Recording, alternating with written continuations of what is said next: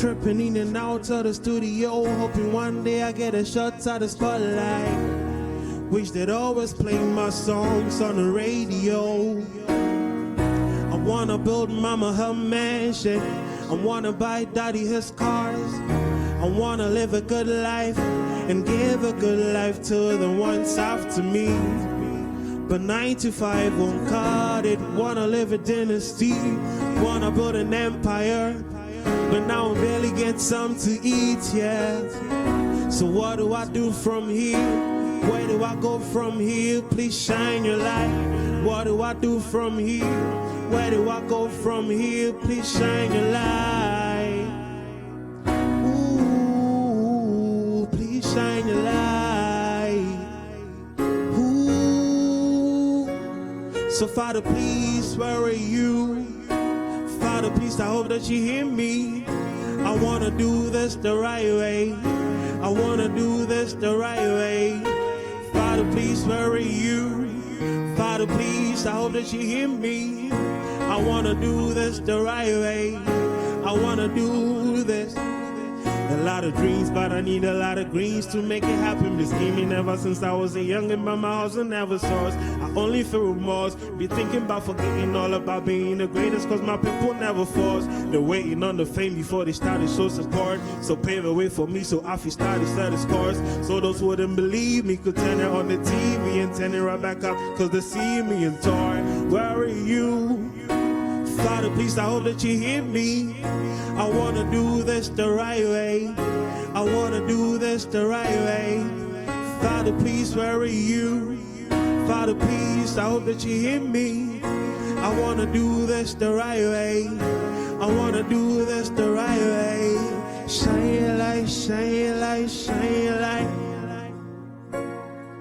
Shine your light, shine your light, shine your light. Ooh, shine your light, shine your light. Ooh, shine your light, shine your light. Yeah.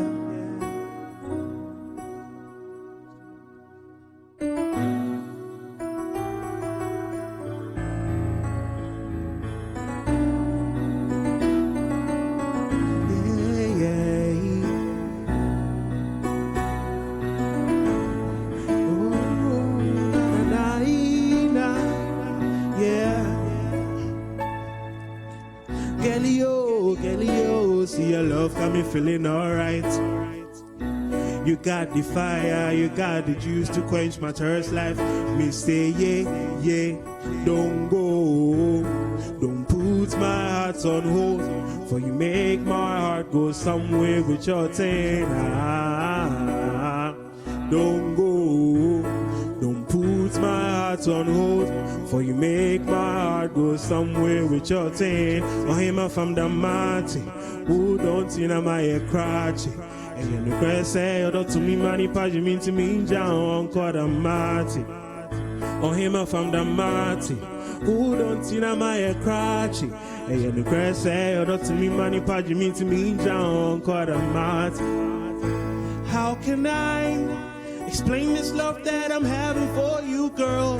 How can I know you less, but I love you too much, girl? Girl, how can I let you go when I haven't had enough of you, girl? How can I? Girl, how can I get a things you that do that make me go gaga? Get a things you that do that make me go gaga. Get a thing should I do, and my won't for no matter. And I never let you go, cause I never have enough of you. Hey, I am from the mighty, who don't see that my crotchy. And the press say, I don't see me money, but you mean to me, John, God Almighty. I am from the mighty, who don't see that my crotchy. And the press say, I don't see me money, but you mean to me, John, God Almighty. From the man, ooh, from the man, ooh, from the man, ooh, yeah, yeah, from the man, ooh, I am from the mighty, ooh, don't you tina maya krachi. And cresse, don't me money, paji means me, John, God, I'm Marty. Oh, him from the Marty. Oh, don't tina maya krachi. And cresse, don't me money, paji means me, John, God, I'm Marty.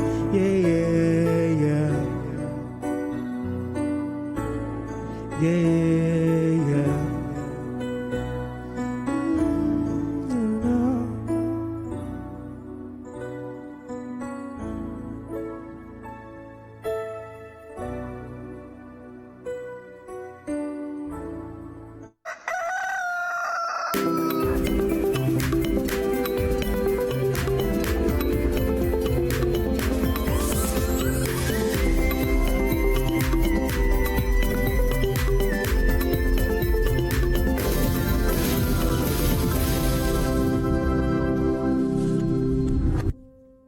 Ghana is a beautiful country.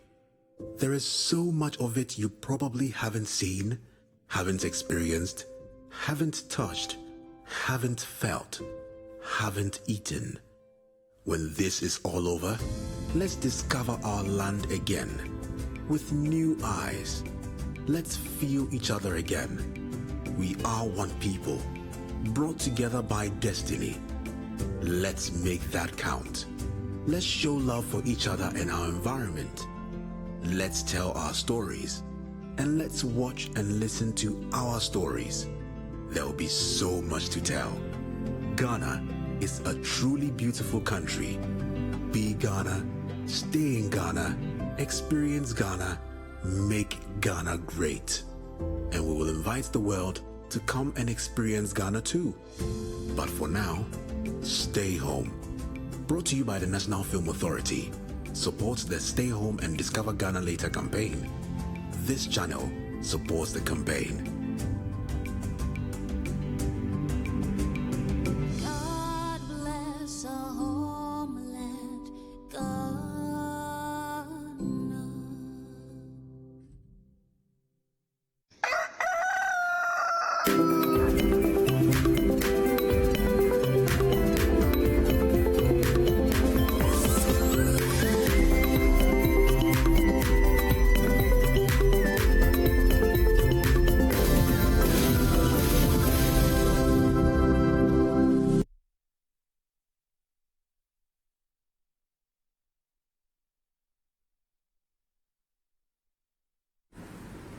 All right, good morning and welcome to Breakfast Daily, wherever you're watching us from. It's a beautiful Wednesday morning.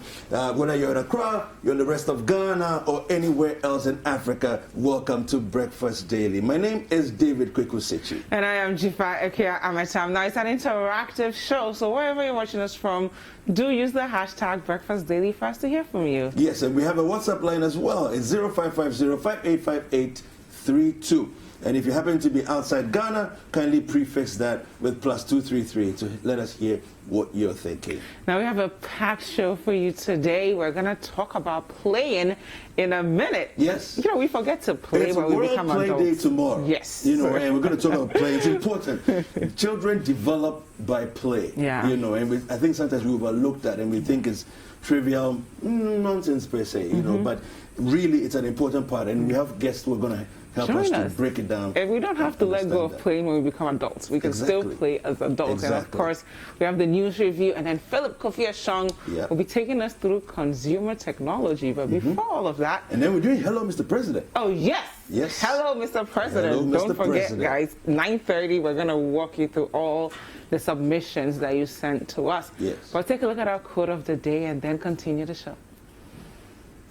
Yes, so Jim Rohn, who is a businessman and an author, says, never wish life were easier, wish that you were better.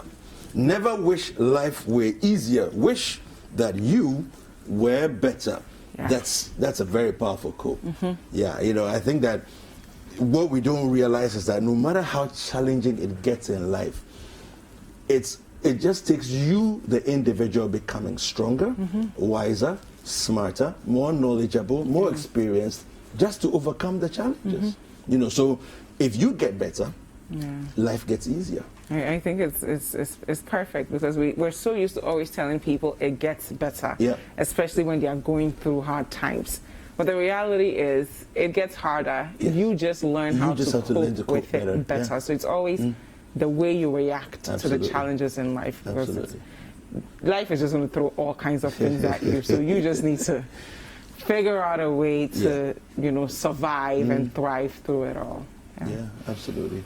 Well, I mean, we do realize our case count has gone up. Yeah. You know, Jifa, 7,117. I won't lie.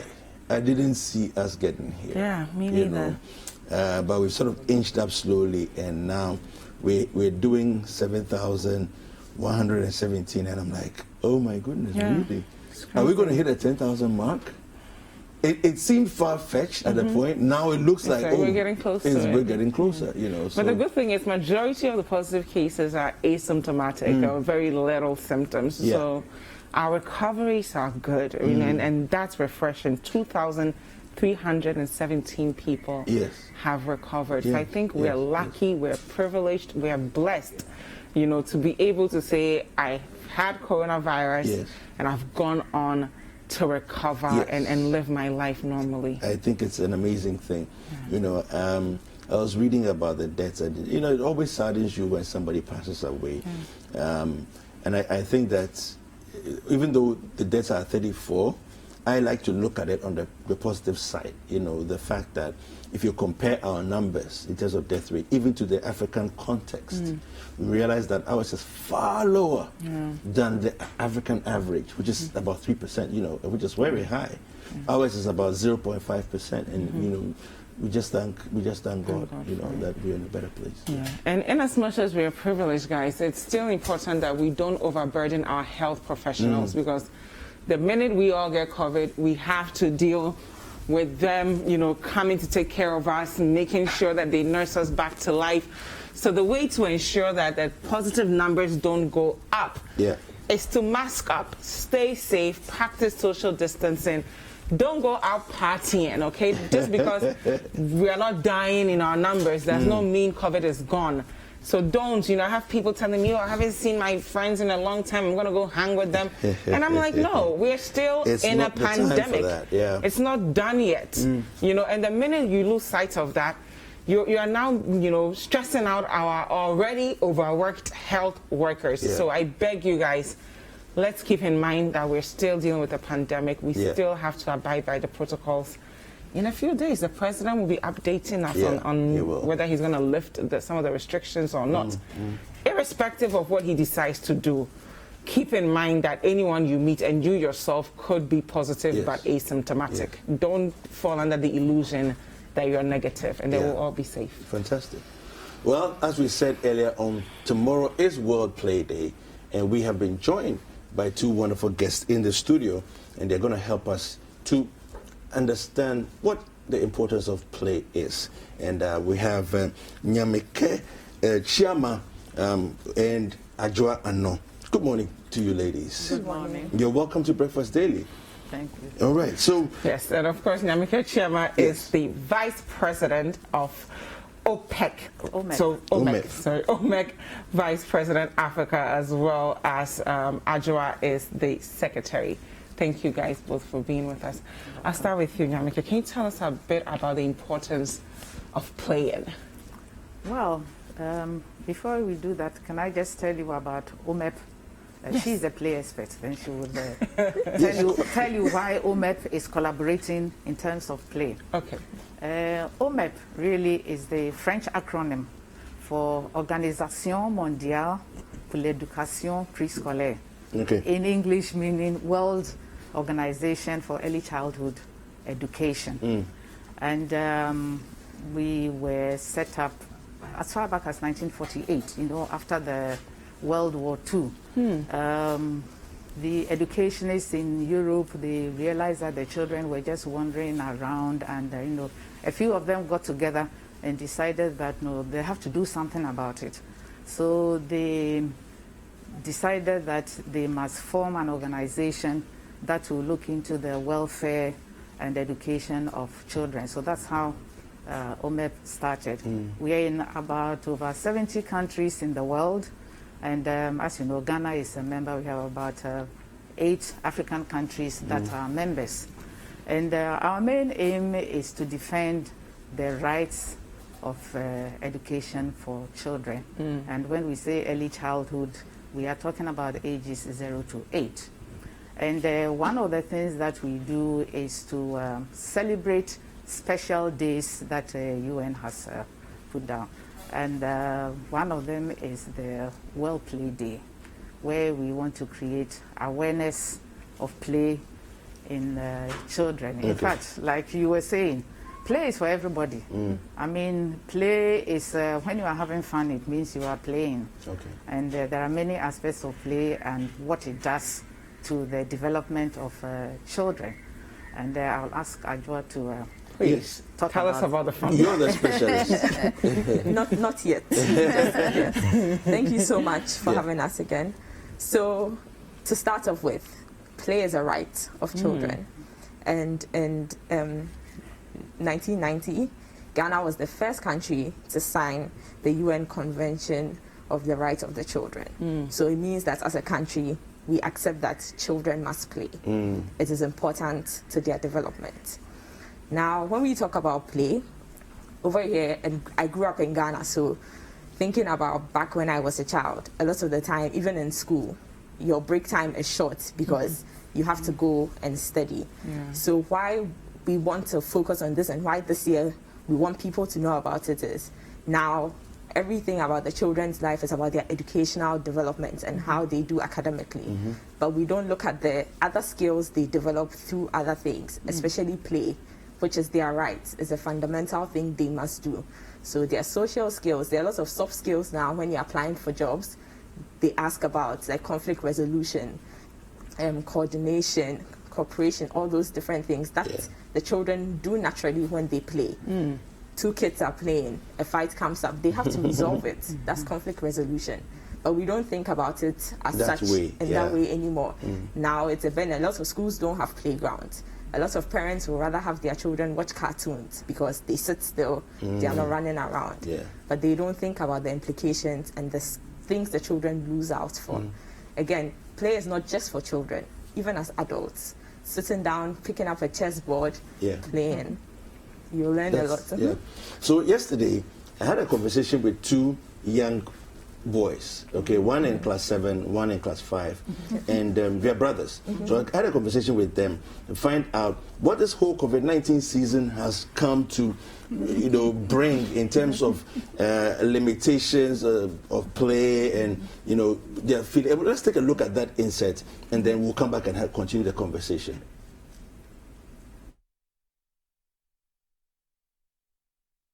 Mother of the children will be joining us soon to talk to us about her experience just playing with her kids.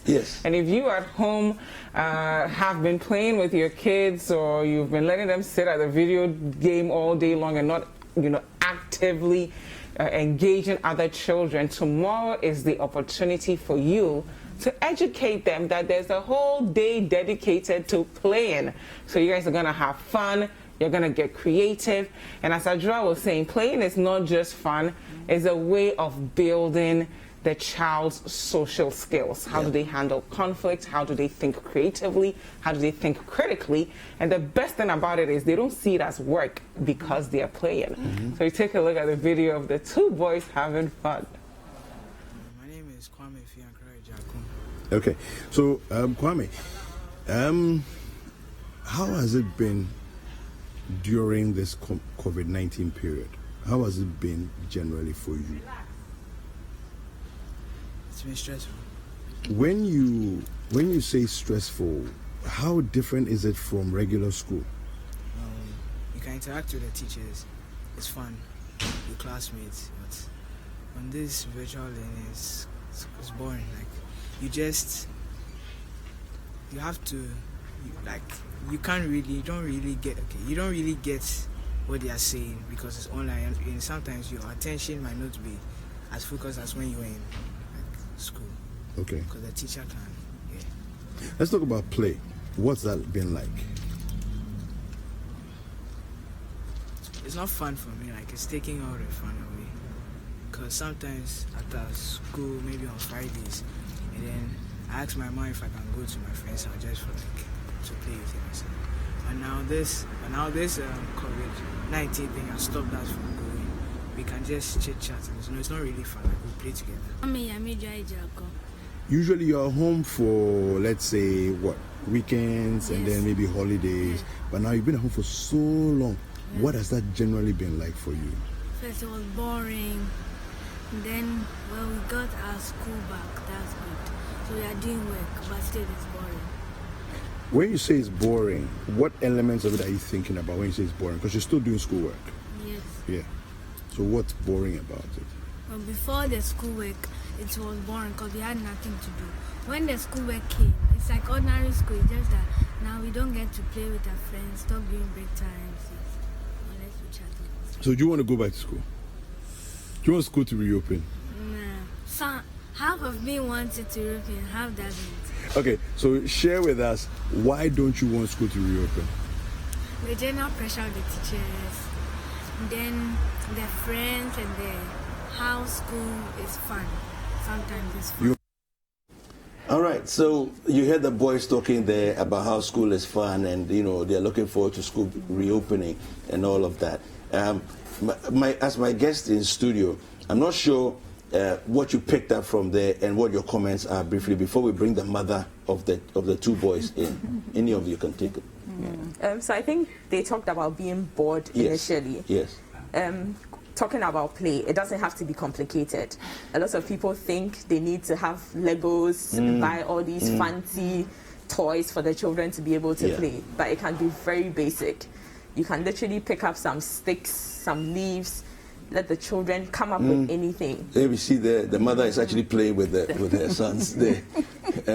In English, I think we call that hopscotch. Hopscotch, yeah, yes. And we call tumatu. Yeah, that's it. Yeah, so she's playing there. But So Angela, one of the boys is filming, and the other one is playing. Angela, if you're a parent who has not really engaged your children in playing for a long time, where do you start from? Like, as you're saying, a lot of us tend to overthink these things. And how do we get them excited? Because if you as a parent, if you're not really excited, you're seen as a chore, how will that affect the child's enthusiasm? So I think first of all, just try it. Turn off the screen. Take away the devices. Just take it, and you can take them away and sit down for a few minutes. The conversation will start. The children will start asking, why have you turned off the TV? Why can't I watch TV? Why can't I play a game on my phone? Go outside. Yeah. And a lot of them will be upset. They'll walk around. Even as a parent, just sit outside. And once you do it, especially with children, naturally they are curious, they are adventurous. They'll start picking up stones and things, and eventually the play will happen. Okay. So let's talk to Nanaya Boate, who is the mother of the two boys who we just spoke to. Nanaya, good morning. Good morning, David. How are you doing? Well, thank you. Yes, and welcome to Breakfast Daily. Thank you. So, how has it been like engaging your sons in play, work, schoolwork, and the whole experience of COVID-19? Just give us a minute's experience. What has it been like?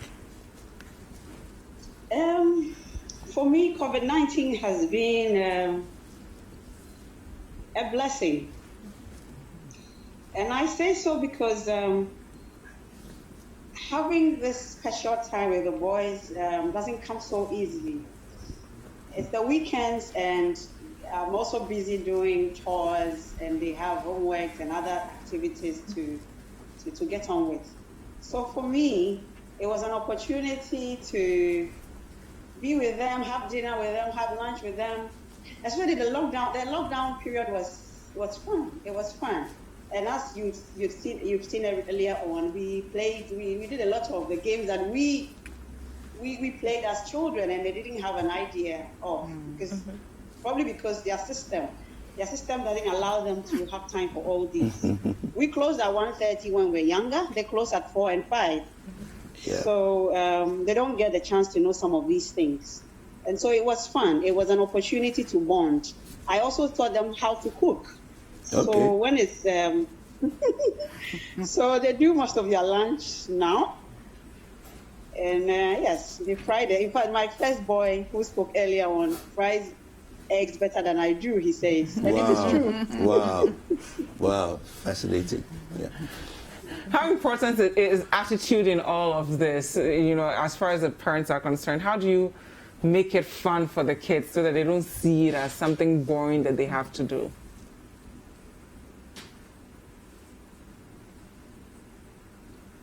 Oh, sorry. It's okay. Attitude. Sorry, I thought you were talking. Yes. Jifa, attitude is key. Attitude is key. So it's important. I am okay. I think from my profession, I tend to speak to them as if I'm speaking to. I'm an HR person at work, and I try to get them to understand. So sometimes my mom says, "They are kids, you know." I said, "Well, mommy, it's an attitude. They need to take advantage of this situation and then come out better children and with a lot of experiences." And I tell them, I'm sure when they go back, they're going to write essays and talk about the fun. So I try to get them to have the positive attitude towards this. It doesn't come easy though. It doesn't come easy. I mean, these are boys I deal with. Yeah. So sometimes we rub at each other, you know. Misunderstanding and I mean all that adds to it, so it's fun. All right, thank you very much for that. Yeah, so Nyameke, the experience that you're seeing here, what's your view of it, and how can they further embellish, and other people watching, how can they engage better with their kids? I think, I mean, what we have seen here is a very good example of what we should all be doing, especially in this COVID-19 days. We are at home with the children, and maybe because we are busy, we are hiding inside, but we really have to take time off and go outside with the children and play around. I have a grandson staying with me, okay, and I'm trying to do homeschooling, that kind of thing, and you know, he's just 4. He doesn't understand what all these things are about. If you ask him to do work, he says, "Oh no, I'm tired." I go outside. You know, when you go outside and play, he really enjoys it. And then I start videoing him, and then you know, you have to give them some kind of motivation to do what they're doing. So like videoing them, and then they see themselves doing it, and they really feel happy doing it. So following day, we want to go out again. You know, so we have to engage them that way and try and get them away from these tablets and the TV. Okay. Of course, sometimes I must admit there are some people who don't have the outside to go to because we all live in different kinds of houses, but then they have to find some other way. So there are board games that they can play. You know, you have common Ludo, snakes and ladders. You can play with your kids. And learning through play, you know, it helps to develop the mind and then takes their minds off all the other stuff. Super. Any final words from you? I think we should be open to spontaneity. Even a bowl of water, pouring. Children will have fun. It's amazing the little things that excite children. And the other thing for parents, especially for children who go to school, is this is the time to connect with your children. A lot of the time, kids are dropped off at school as early as 6 a.m., 6:30. They're not picked up until 4, 5 p.m. So the parents don't know the children. This is the time to do that. So we are asking you to just play with them, talk to them, and that way they will open up to their parents because they actually are relaxed in the situation with you and they can talk to you and you'll get to know them better. So all the parents watching who would want some tips on how to play with your kids, is there a contact number you can share with us? And I'll invite you back to Teachers House to play with our kids. Sure. Is there a social media handle or something they can reach you? We have a Facebook page, so OMEP Ghana. You can join the OMEP Ghana Facebook page, yes, and you can reach out. OMEP is open to anyone who's interested, so parents can join OMEP. Anyone who just loves children can join OMEP. You can contact any of us and through the Facebook page. Thank you. Thank you. Thank you. We want to say a big thank you to Nyameke Chiama, who's the OMEP Vice President Africa, and then to Adwoa Anor, who is the UMEP Ghana secretary, and then to Nanaya Boateng, who's the mother of the 2 boys that you saw playing there. Thank you very much to all of you. Thank you and for thank you having for us. watching this segment of Breakfast Daily. My name is David Kwekusechi. And I am Jifa Ekia Amatam. News review is next, but don't forget, tomorrow is the day to play. So from morning till evening. We're playing. We're playing. Yeah. That's all we're doing. Don't go anywhere. We'll be right back.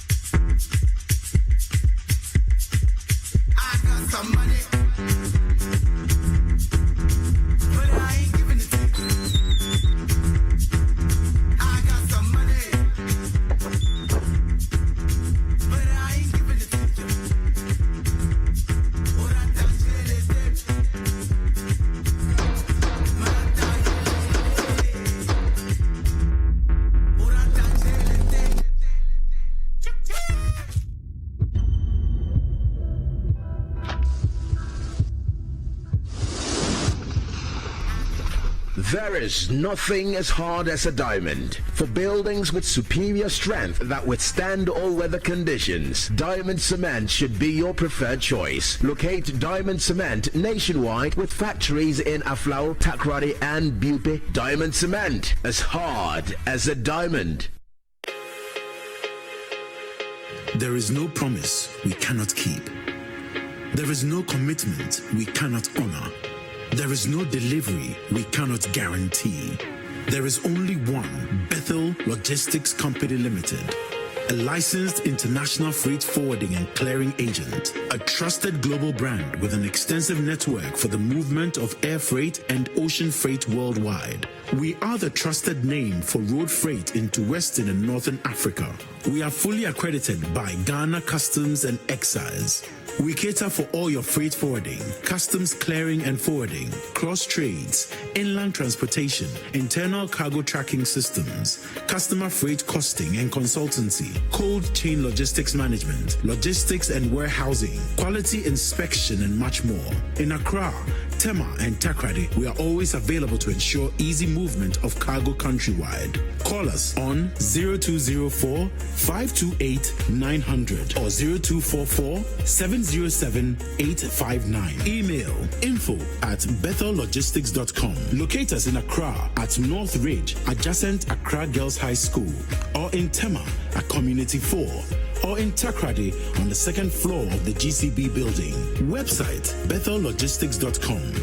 Bethelog, experts in shipping logistics.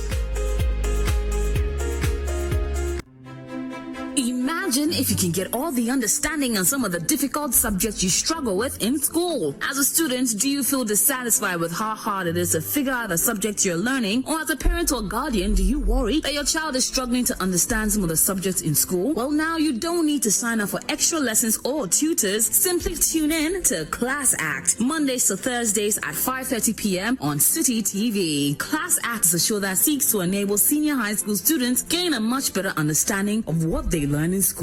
All you need is a TV, a chair, your notebook, and your pen. Get clarity on subjects such as maths, English, IT, and science. Class Act airs every Monday to Thursday at 5:30 p.m. on City TV on DSTV channel 363 and GoTV channel 182. Don't forget your pens, pencils, and your notebooks, and tune in to Class Act, only on City TV.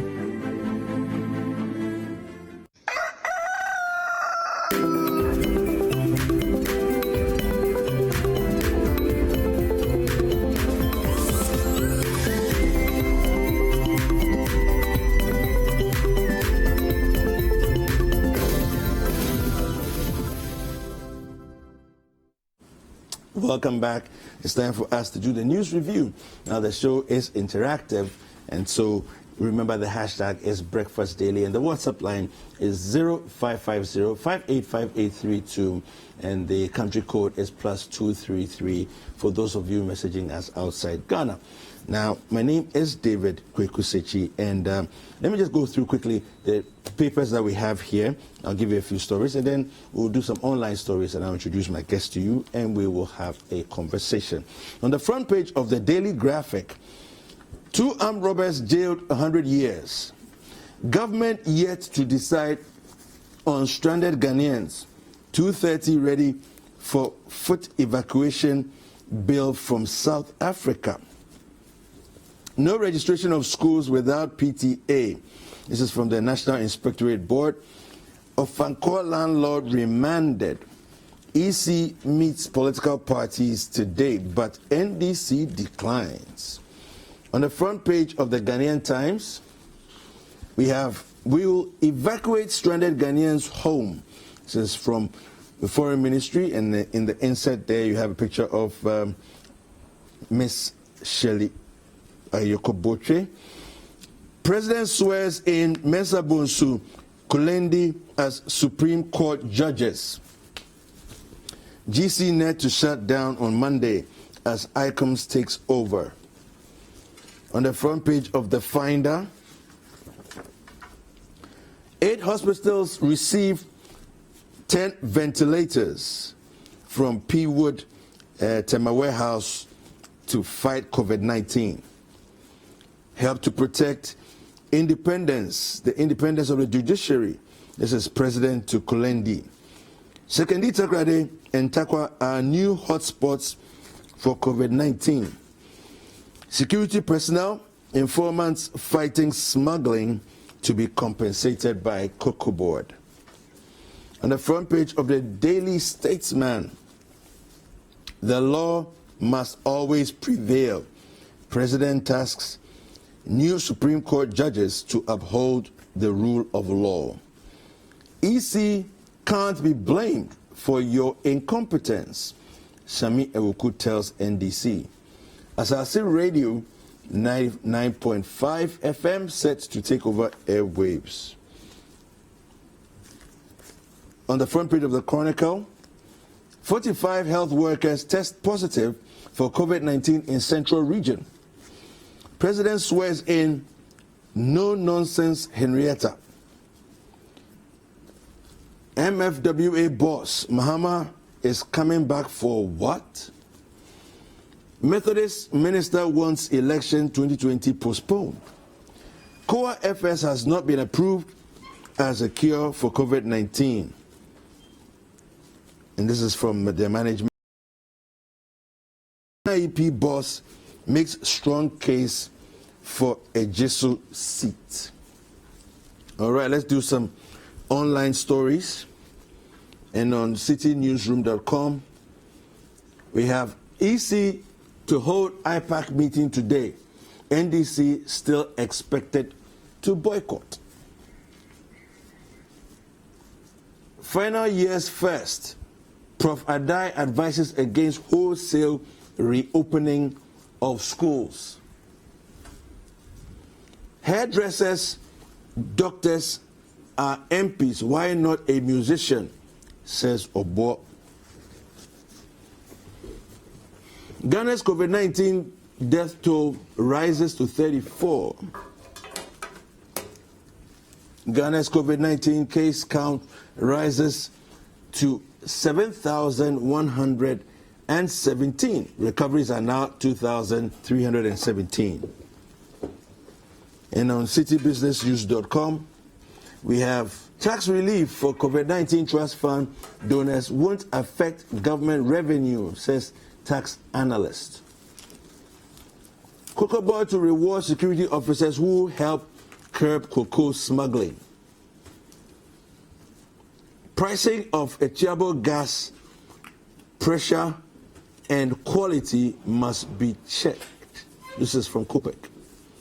Group urges government to implement ECOWAS veterinary pharmaceutical protocol in livestock sector.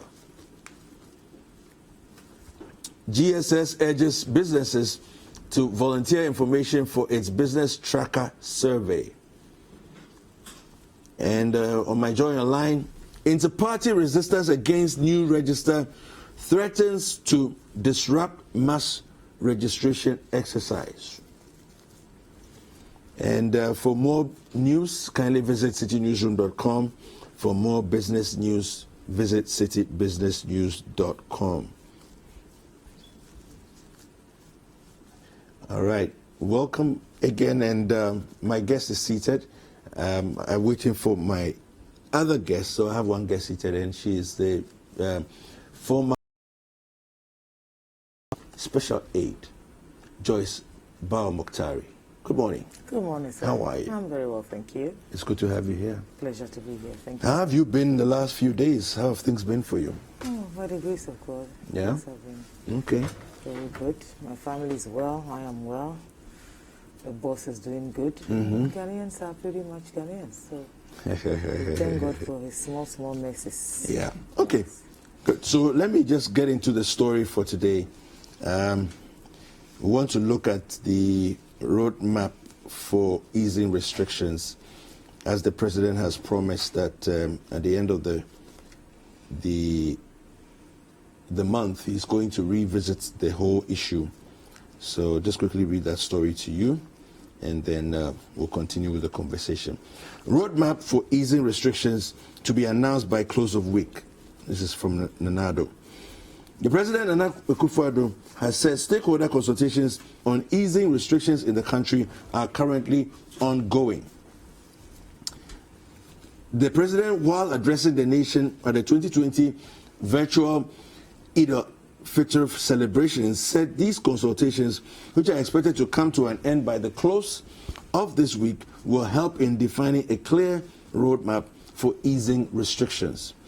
Stakeholder consultations, and I quote, are taking place on the way forward towards the easing of restrictions so that our social and economic lives can go back to normal. I expect these consultations to conclude this week so that I can announce to Ghanaians a clear roadmap for easing the restrictions. We have to find a way back, but in safety, for we cannot be under these restrictions forever. End of quote. The President's comment comes in the wake of a raging debate about the appropriate time for schools to reopen, given the circumstances of COVID-19. While some have been pushing for the reopening of schools, others have kicked against the reopening. Schools in Ghana have been closed since March 2020 as part of efforts to curtail the spread of COVID-19. A ban was also placed on all public, social, and religious gatherings by President Akufo-Addo on March 15th as part of measures to curb the spread of the coronavirus disease. When he extended the ban, the President said that there was a unanimous decision with the leaders of the major interest groups that it was early to lift it. Heads of the Christian economical bodies in Ghana recently, however, expressed their preparedness to resume activities as they put together a proposal for the government to clearly spell out modalities under which they can safely perform their programs without endangering the lives of congregants. Now,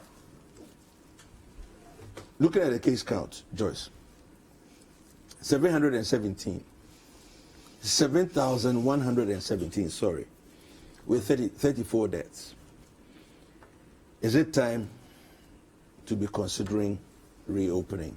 What do you make of where we find ourselves? Well, thank you very much, and a very good morning to your viewers and all the listeners. I believe that these are very, very, very solemn times, times that call for reflection, times that call for enormous wisdom, especially if you find yourself to be in leadership as you shepherd the good people of Ghana through this novel coronavirus. Indeed, I do believe that for quite some time, considering events of the last few weeks, it has actually become very, very obvious that government has been on a tangent of seeking to ease further restrictions. And of course, we recall the lifting of the partial lockdown and matters arising. Indeed, we do know the reasons that were ascribed at the time. Very much, we had several schools of thought. There were some who had called for a further extension of the partial lockdown. Others had even called for the lockdown to remain in place at least till the end of May, so that at least we can then be guided by certain signs of what was going on. Indeed, it is appearing that there's been extensive consultations going on. I do not know whether, apart from the social stakeholders, I don't know whether some CSOs have been engaged, or whether some political parties or parliamentarians for that matter, but indeed, Parliament is actually the lawmaker, and so certainly there might be some extent of some consolidation or consultation with them as we speak.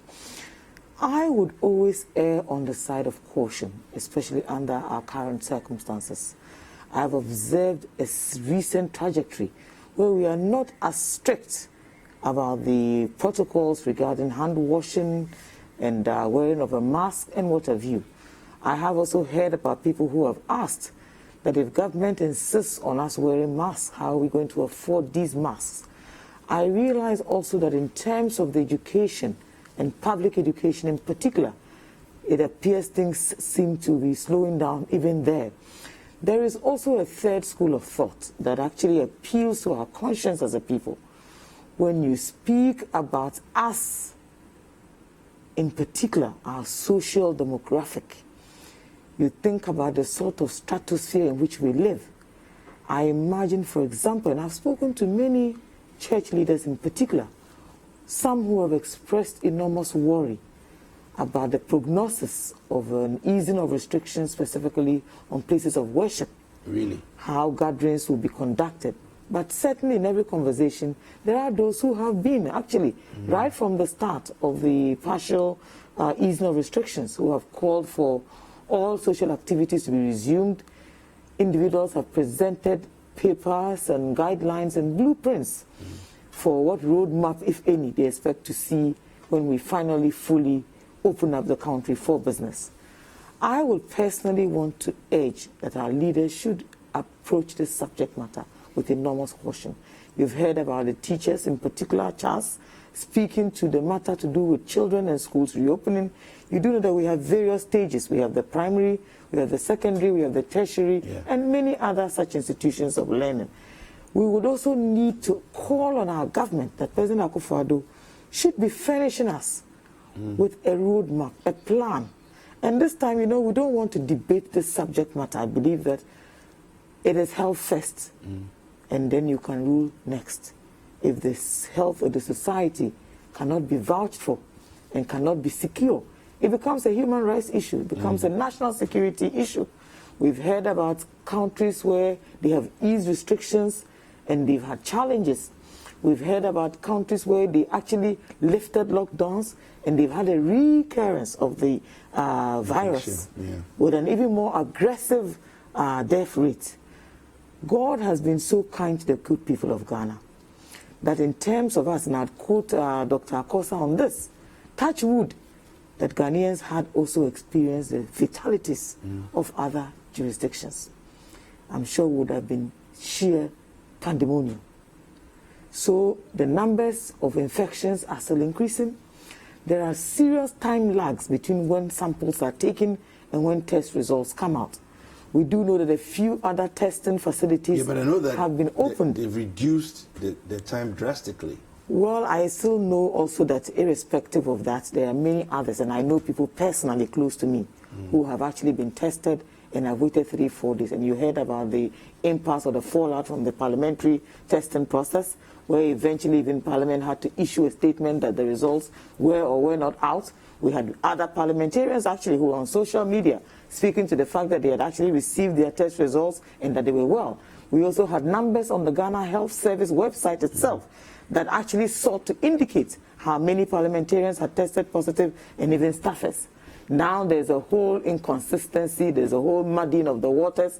You don't know whether Parliament was attempting a certain, a certain public relations approach to this matter. Nobody knows. But you see, we also speak about stigmatization of persons who have recovered, largely in some environments and in some communities. So I will expect that if you and I are tested, we should be happy to make our status known. I believe that is a great way, a very positive way of encouraging others, absolutely, to first influence those who have built this sort of stigmatization around recovered persons or persons who have been tested positive. I think there is a certain problem we have in Africa. I think it is a general attitude we have. We just love secrecy.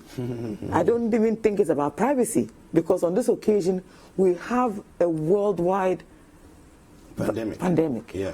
We have many people who have tried as much as possible first to encourage that, irrespective of the protocols, if you do test positive, you should even, in fact, if you come into contact even with someone who has recently tested positive, you are supposed to first and foremost self-isolate. So if it behoves on you to self-isolate, would you not tell your colleagues at work? It is important that you tell them. There is another aspect of the testing, which is to contact tracing.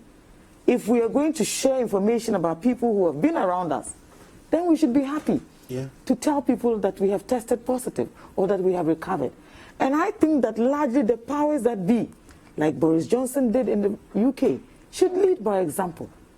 Yes, it was awesome that Parliament had its members tested for obvious reasons. But the question you should be asking is, why then should the results or the outcome be absolutely in such secrecy? It beggars belief. So if Parliament is unwilling to share this information with the general public, what do you expect of those down there who probably don't even have a clue what is going on? So for example, if you were to go to our markets and test people, they would certainly decline, even first and foremost to avail themselves for the test. But we also know that mass testing is actually a very, very, very crucial aspect. First, because then you stem the spread. Secondly, because you encourage people to self-isolate. Thirdly, because you yourselves as a state would have to quarantine people who you suspect may have been exposed to the virus to avoid the spread. We know that the community spread is ongoing. Even communities that had hitherto not reported any cases now have 1, 2, or 3. Indeed, the spread is actually continuing. It appears that the community spread has only now started, but certainly our most urban areas are the ones with the most numbers.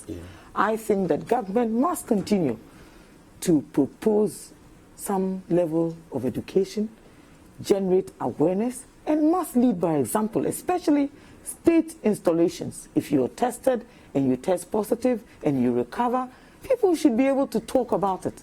I think the challenge with everybody who has any form of mentality regarding this ailment is that people who have recovered are happy to share the information. People who have tested positive are likewise happy to talk about it. I think that on some occasions, this attitude of wanting to sweep everything under the carpet, of wanting to have a certain secrecy, especially associated with certain types of individuals, I think it makes education and awareness creation very, very difficult. I think it is time for us to be transparent, to also work to be more accountable. Above all, we need to remember that we must also take responsibility for our actions in respect of whether we spread the spread, we spread the virus, we end it, and what have you. But for government to tell its citizens that everybody is basically on their own, I think that beggars belief. In fact, even with the churches and the mosques, there must be a certain guideline. There must be some proposals regarding how they will continue to self-isolate, even if restrictions are totally easy. You heard about the example in Germany about the church. We know about the United States of America, where many people who defied these orders to go to church, and what happened. You've heard about the rumpus in the UK, about the minister who has had to resign even because in the course of the lockdown, he had traveled 260 miles to visit his family who lived outside of London. We have done that. We've breached these protocols all along. I believe that it is time for us as a people to be more responsible, to take our lives and our health into our own hands. But I think the larger responsibility goes to government and key stakeholders on whether or not we end the spread or we allow it to continue. And who knows? We've heard about the virus and all of its permutations. It is not the same in most environments. There are even different types of it. But above all, there is also no cure. Okay. So let me introduce my other guest to you. She's Joyce Zempare. Joyce Zempare, who is the Deputy National Communications and a Deputy National Communications Director with the NPP. Good morning, Joyce. Good morning. How are you? I'm doing well, yourself. I'm very well, thank you. So we read a story earlier on the case count in Ghana so far, where it is that we find ourselves, and looking at the roadmap that the president says he's going to bring out towards easing of restrictions. Are we there yet? Is it time for us to consider easing of restrictions? What do you make of our case count so far? I'm say good morning to yourself, my sister. It's been a while. I Because know, of the good unfortunate morning. pandemic, where we all have to stay apart from each other. But it's one of the unfortunate things that comes along as we move on in life. I cannot continue without saying, let me say, first apologize to you, your team, and then I cherish viewers.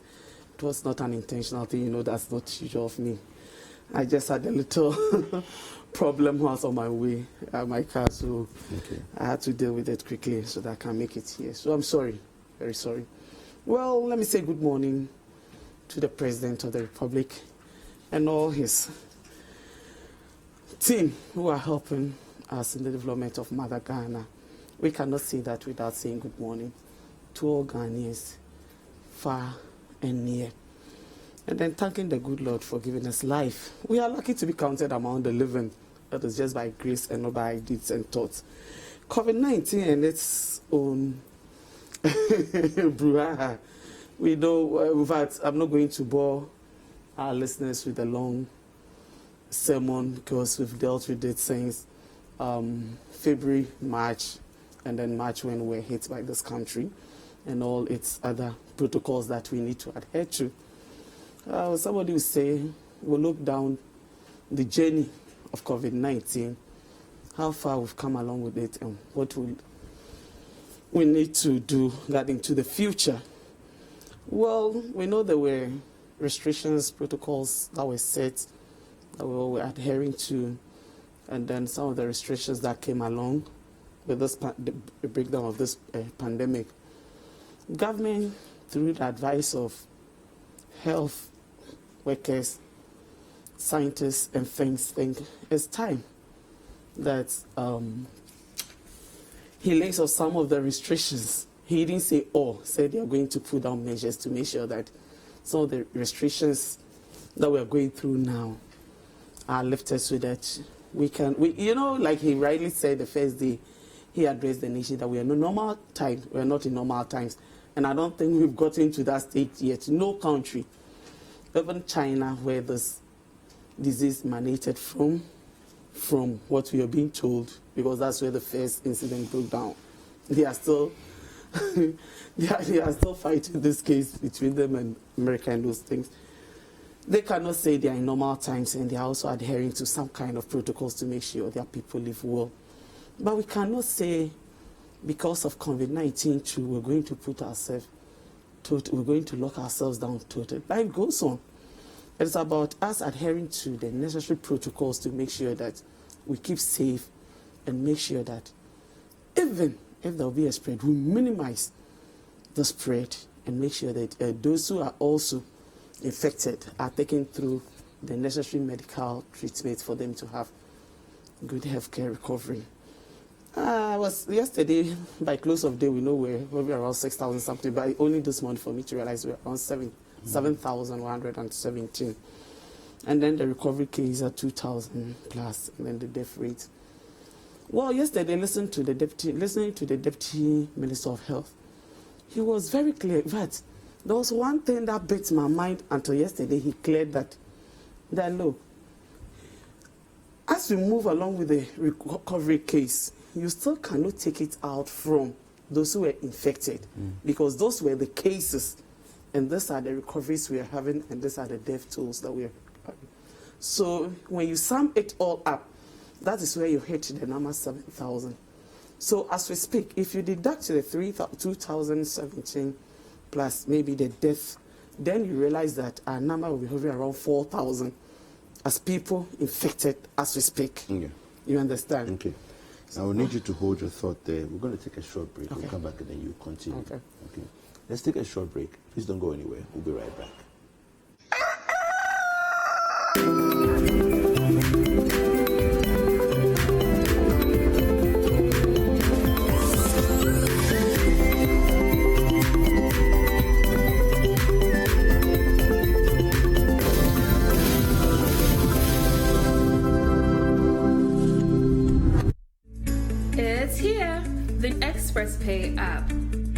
More social, more power, more services. Experience a cooler way of payments with exciting new features. Want to go social? Upload a cool image to add a personal feel to your account. Payments are even more seamless with an enhanced process. Mark some accounts as favorites so they are super easy to access. Even cooler, view payment due dates and check remaining balances for your favorite accounts. Want to repeat a payment? Do that right from the History tab. Have all your money in one place with a sleek look and feel. Bank Direct has had an awesome makeover. You can now send money instantly to 22 banks and counting. Express Pay. Payment simplified. Spend 30 minutes every weekday catching up with all the trending social media conversations of the day. If you tweet it, we'll read it. We might just even Skype you. 30 minutes is all it takes, so use the hashtag 30minutes on social media to catch our attention. Join the most interactive social media TV show weekdays at 5 p.m. only on City TV.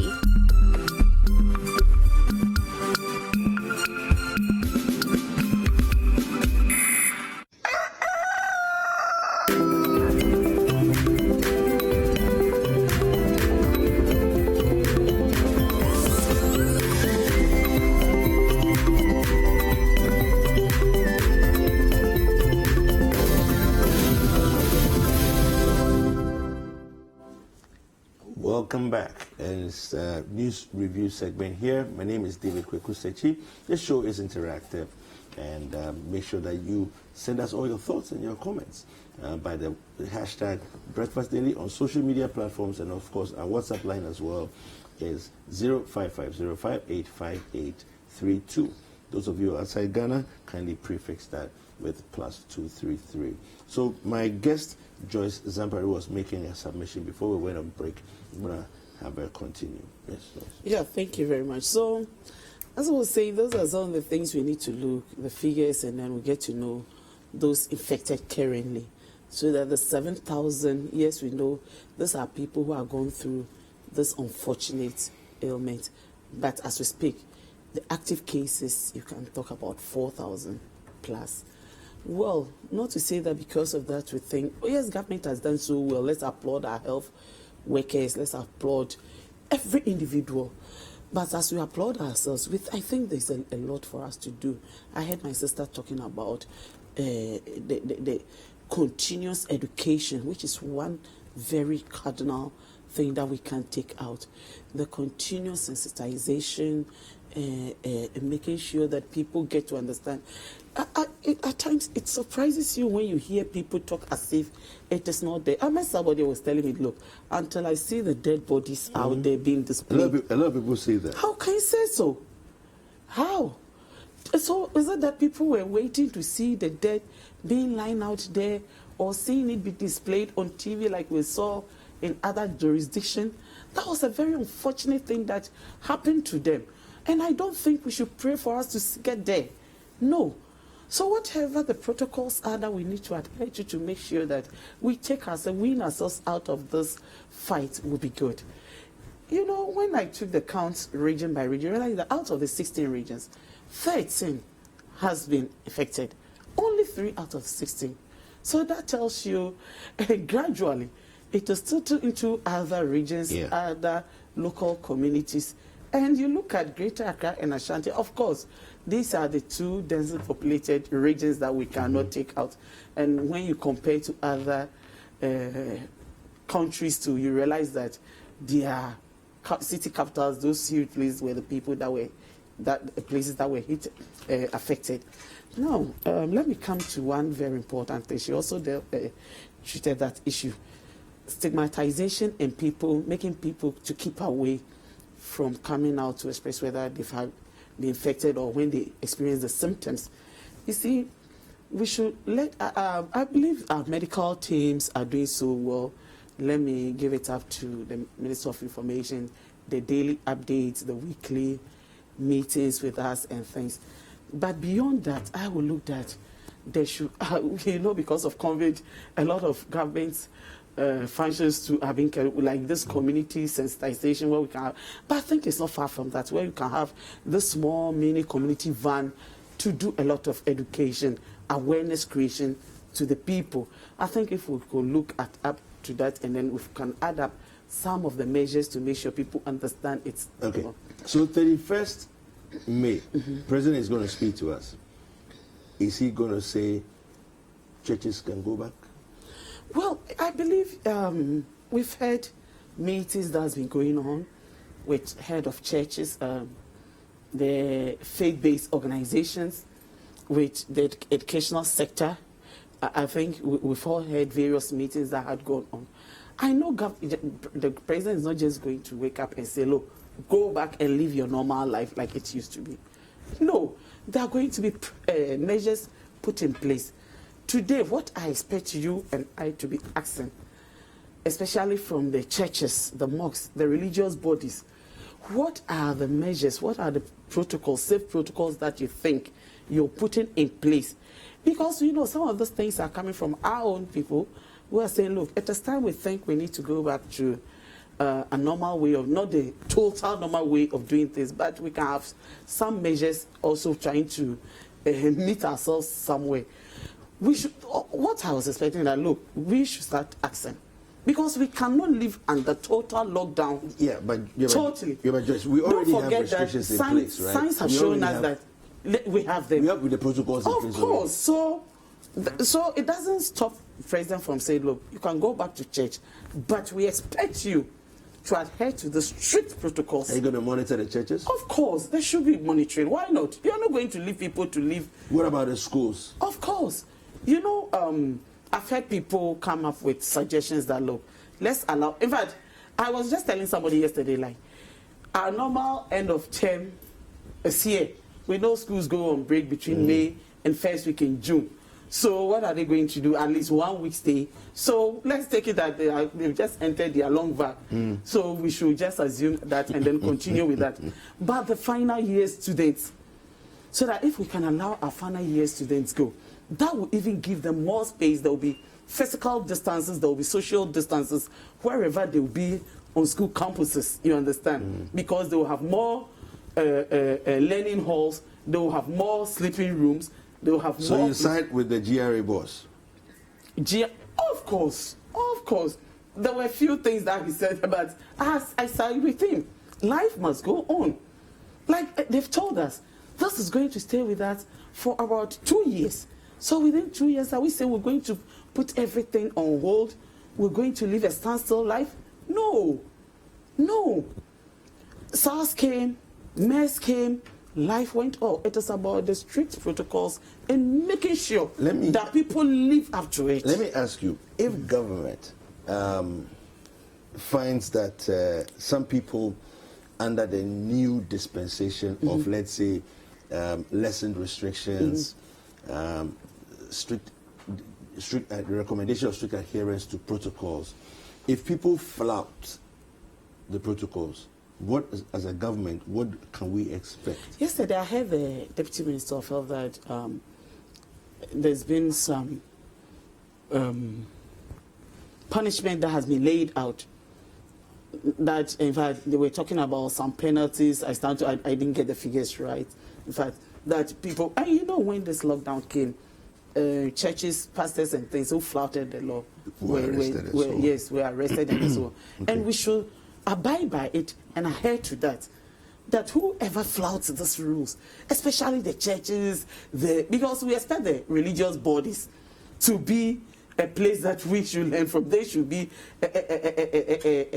examples to us. You understand? This is where we preach more of morality and all those things, a way of living.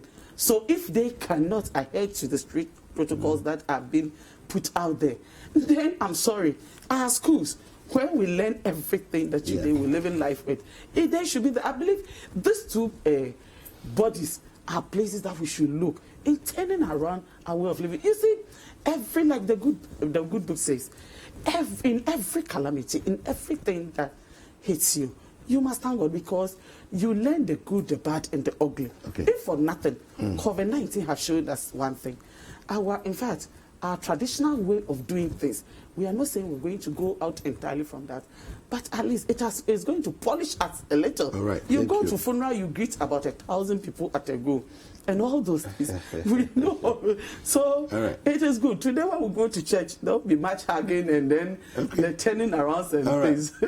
Thank you. So we're going to do the next story. The EC to hold IPAC meeting today. NDC is still expected to boycott.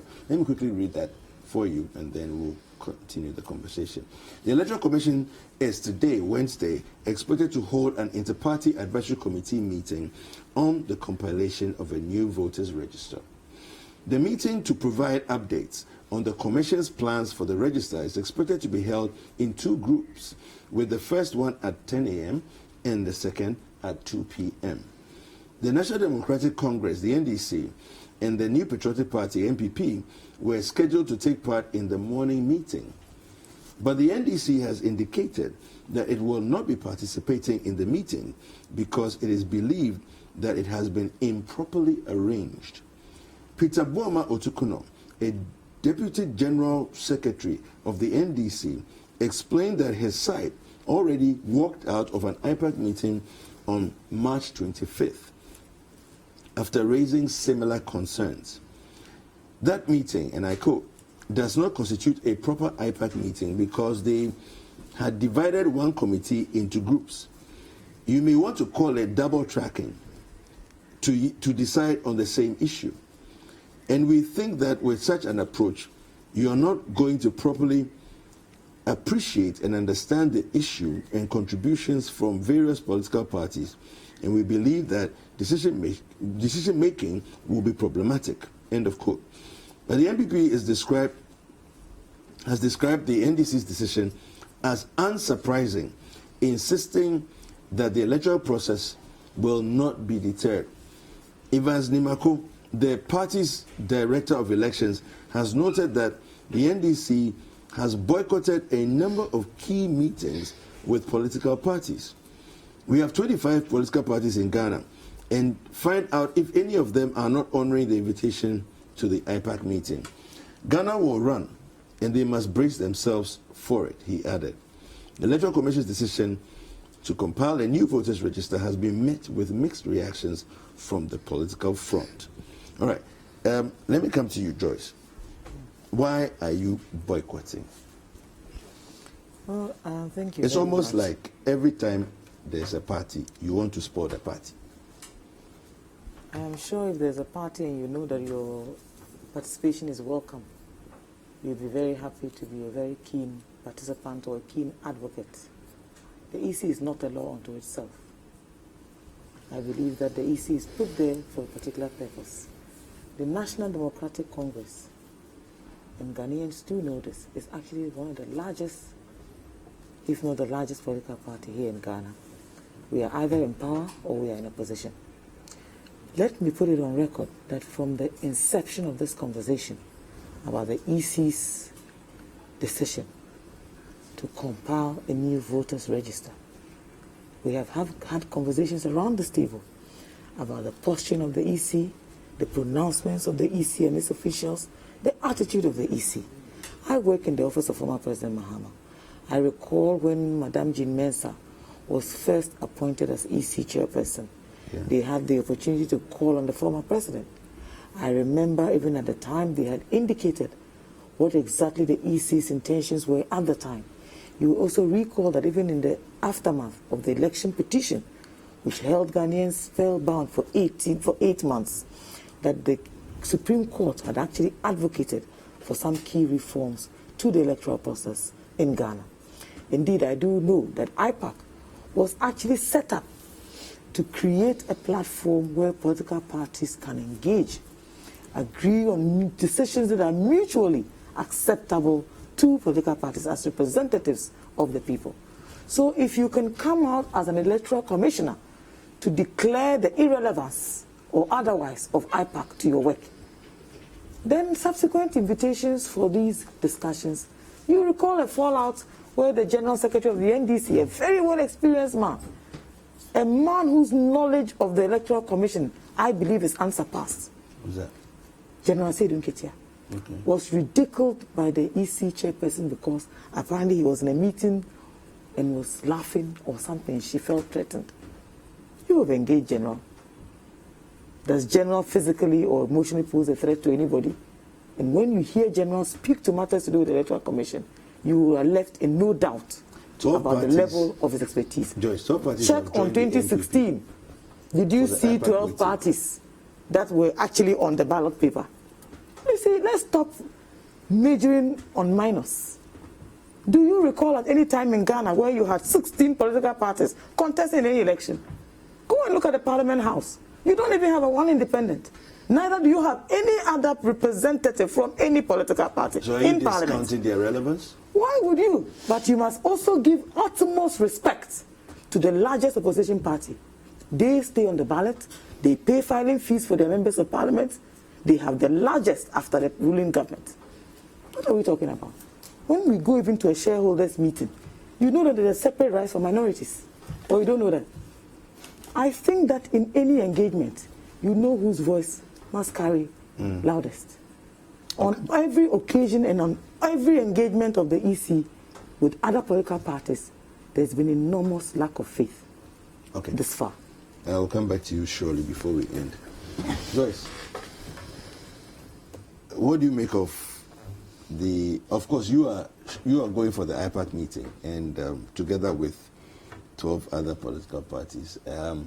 What do you make of the NDC's position and their grievances and their issues with this meeting that's about to happen? Well, it's their decision. You don't think they have a point? Well, if you have a point and you are being called, you go there and make your point. It's their choice to either stay away or be part. I always say that, look, 1992, MPP boycotted the parliamentary primaries. Ghana moved on. There had been meetings, there had been a lot of decisions that the EC had taken that we had disagreed with them. Some even leading us to go to court. You know, the usual mantra, go to court, that was being said to us. Yes, I went to court. Yes, Ghana moved on. Elections were held. The decisions at the end of ballot, whether you agreed or disagreed, moved us on. So here we are again. I know there was, about this year, I stand to record that this is going to be the third IPAC meeting. One during the COVID period. When they got there, they said because of the COVID, social distances, and they walked away.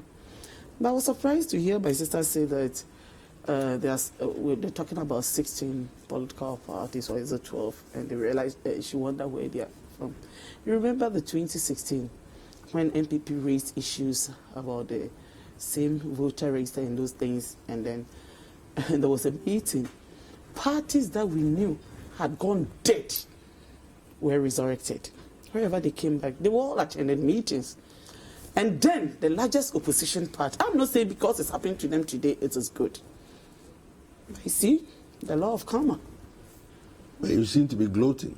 Why? Why should I? Absolutely. Why should I? Very undemocratic posturing. Oh, That's come what you on. get. They might as well wait for the You said you won't say it is They good. might as well wait But for then the you, EC. in the, You say on the the, EC on the is other working hand, to the MPP's bidding, and it's obvious. Oh, so are you saying 2012, 2016, the EC was working to the NDC's bidding? Is that what you are telling us You now? check the media. Is that what you are telling headlines us from now? when all of these things were happening and the NDC? Check. IPAC allowed the NPP let him make each occasion let to him put make a your point. views. Let him make a point. Yes, go on, Joyce. But has IPAC denied NDC? I don't know. So You have your chance. You have your chance. Concession. Go on. So why? Why? I am saying, look, I would love to have the NDs because you see, when even people decide, look, you can't have everybody agree with you in any sphere of your. No, you can't. Whatever it is, when they go to the round table meeting, people will bring out their views. It is about meeting each other at a certain point. It's about negotiation. It's about bringing ourselves together. But when you take a stand from day one Now the same EC, you say you're not going to attend their meetings. I just saw a news item, and I stand to be corrected, of the NDC asking the EC to produce, produce the roadmap for the voter registration and all those things. How do you sit on the fence and ask to participate in something that is out there on the field for you to get on board? I have said it. Why should I glory over NDC's thing? Then we were also the largest opposition party. We were. In 2012, 2016, there were issues that came. MPP disagreed with NDC. There are a lot that we had to go to court. You understand? I heard recently they've gone to court to sue the EC, making claims that the registration, it is spelled out that we need only a one-time registration so that the others are refused. We wait to see what the Supreme Court will come out with. But I said, even though you disagree with them, you still have to be there. I said, my sister raised it. Let me repeat myself again. She said they've called political parties. That how many people get on the ballot box? You hear their own friend and daughter, Ekuya Donko Huselo. She was disqualified by Charlotte Osei because of what? One or two things. I heard Akpalu saying that it was because of coding of regions on their registration document that disqualified them. But they were all part of meetings from day one till the final filing of these things. So this is nothing new. I said in 2016 at IPAC meeting, we saw some on TV, parties, the Eagle Party, the what and what, that since 2000 and something had gone dead, were all resurrected. All right, okay. So today I'm not surprised. Let me come back to you again. Joyce, so why not go to the IPAC meeting and make your point, make your case? First and foremost, did we elect an independent electoral commission, or we elected? Why do you insist that it's not the electoral commission as an appendage of the MPP? You can take the trajectory from where it started from, even from the ousting of Charlotte Osei. It was political, wasn't it? At least now we know. For the little infractions of procurement that they spoke at length about, have there not been larger PPA infractions? When you have government communicators who speak in the same voice and posturing of the EC, it speaks to the discrediting of the EC's activities. When you have government's own spokespersons whose posturing almost appears as if they've developed a certain amnesia to where we have come from. IPAC was as a result of attempts by a country to find a middle ground where political parties can coexist. Today, as we speak, all of the other political parties have one representative. Ask yourselves why. Do you understand? I don't think the composition of IPAC has changed. You understand? But there's a good reason why the NDC or the MPP stand alone. You have other CSOs, even basically people who are non-political actors, who are part of IPAC. You've heard key CSOs, I won't mention names here, who have advocated consistently against the attitude of the EC towards the compilation of the new register. The register is to serve the interests of the Ghanaian people.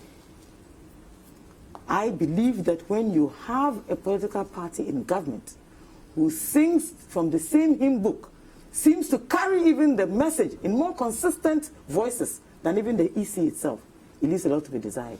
Check the history of the EC commissioner herself. She used to be with the IEA. Were they not observers? Were there clearly no conflicts in pronouncements and attitude at the time? Were there? There were many, you can check. You see, history is replete with information on social media, newspaper articles, and many more. The posturing of this particular composition of the EC has been a problem. And you can go out there and ask non-political players, don't ask me. All right. I think that the EC must find a middle ground, like many other past electoral commissions have done. The NDC appointed Dr. Afarijan, one of the longest serving EC commissioners. When we had these issues, how did he handle them? I think we should learn and benchmark on best practices, not political activism or political voicing of reasons that do not even and will not stand. You recall, and let me learn, on a court case where a motion for injunction was filed, to prevent the EC from undertaking a certain training exercise. And I'm sure you remember. But the EC even came out to even declare themselves as part of essential work groups under the CI at the time. Was that really the case? They came out to tell us that they had protective personal equipment to go out there and register. Letters were even floating about EC requesting for churches to grant them access to their facilities. All right. Let's get serious. So, basically, what Joyce is saying is that you're in bed with an EC that you created. That's what she suggested. I said we are not in bed. We are not the spokespersons for EC. And no government spokesperson is speaking for the EC. We are saying the facts as it is. And of course, history will continue to repeat itself.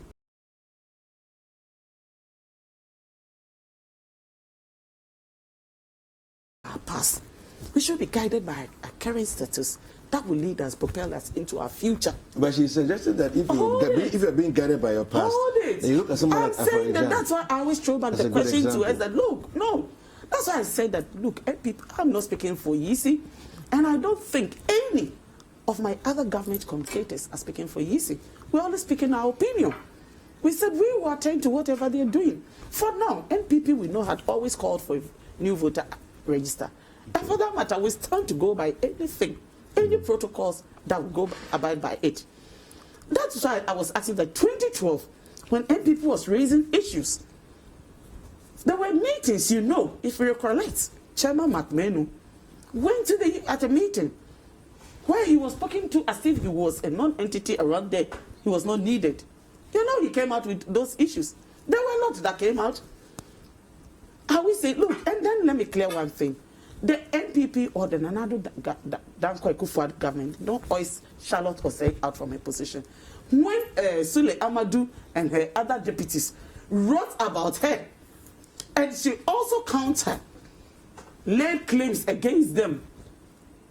Now who caused them? Who caused them? And that a committee was set up by the government, which is mandated on government to do, and forwarded to the Chief Justice. So where does the NPP government find itself in this? Okay, please wrap up for us. And so I'm saying that, look, 2016, 2012, at various IPAD, yes, go and check whether the status quo of EC has changed. They still have the representations they had all along today. I want somebody to tell me that the status quo has changed. But if that's what they are, and this is what the EC is coming up, yes, I'm not saying we can all not agree with them. But whatever it is, we need to make our grievances heard and being addressed to meet each other. All right. It is not a one-stop measure. No. All right, okay, good. We have a few messages from our viewers. Let me just quickly read. Thank you for sending them messages through. Excuse me. Good morning. The infiltration of politicians to certain personality is doing us bad rather than good in this country. Okay, I'm not sure that's what you meant to certain personality. I'm not quite sure what it is. But he says, you continue to say here that because of the political arena in which we're in, he says here, it's high time some politicians defer, okay, so what you mean is that it's high time for some politicians to stop damaging other people's future careers. This is coming from Tio Yintri in Nandom, and that's Upper West region. From A.U. Farouk, Tamale North, he says, good morning to you all. The EC cannot take we the citizens for granted. We will massively resist any oppressor's rule by the EC and stand for the old voters register now. Hashtag Breakfast Daily. And then one more from Positive Change in Medina. He says, limiting the qualification to register as a voter in this year's new voters registration exercise with only a Ghanaian passport and a Ghana card is a recipe for disaster, and it should not be encouraged in any way, anytime, and given any day, at any given day. Okay, so the last one, he says, from Don Pino, brothers in the NDC can choose not to participate in all stakeholder engagements the EC will call for. all they have been is very disingenuous. All right, thank you very much for watching this segment of the show. We're going to come back. There's a lot more coming up. Hello, Mr. President is coming up at 9:30. We also have Philip Ashon coming up after this break. Don't go anywhere. We'll be right back. Thank you to my guests. Thank you to Joyce Zampari. Thank you to Joyce. Once again, let me apologize for coming late. Mukhtari, Bawa Mukhtari. Thank you very much for watching. We'll be back soon. Don't go anywhere.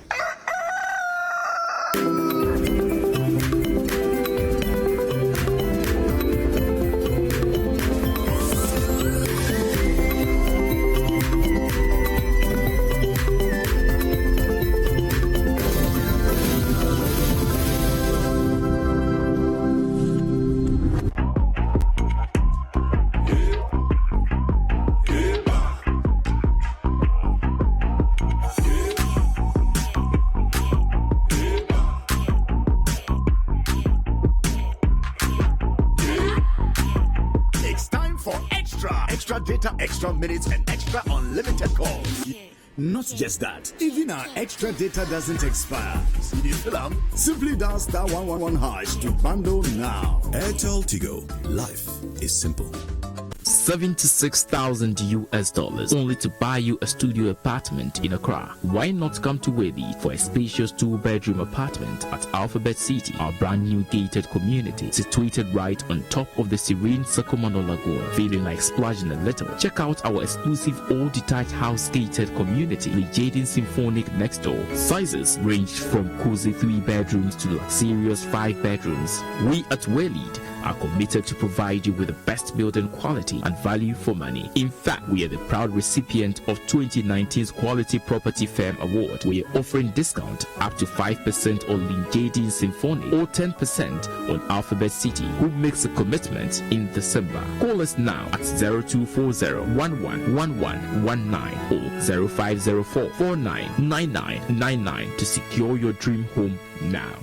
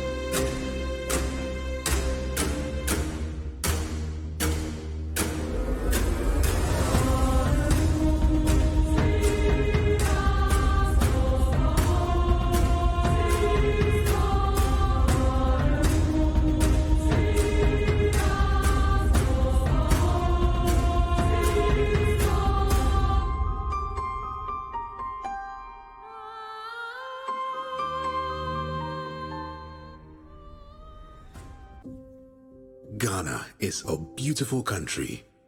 There is so much of it you probably haven't seen, haven't experienced, haven't touched, haven't felt, haven't eaten. When this is all over, let's discover our land again with new eyes. Let's feel each other again. We are one people, brought together by destiny. Let's make that count. Let's show love for each other and our environment. Let's tell our stories, and let's watch and listen to our stories. There will be so much to tell. Ghana is a truly beautiful country. Be Ghana, stay in Ghana, experience Ghana, make Ghana great. And we will invite the world to come and experience Ghana too. But for now, stay home. Brought to you by the National Film Authority. Supports the Stay Home and Discover Ghana Later campaign. This channel supports the campaign. God bless our homeland, Ghana.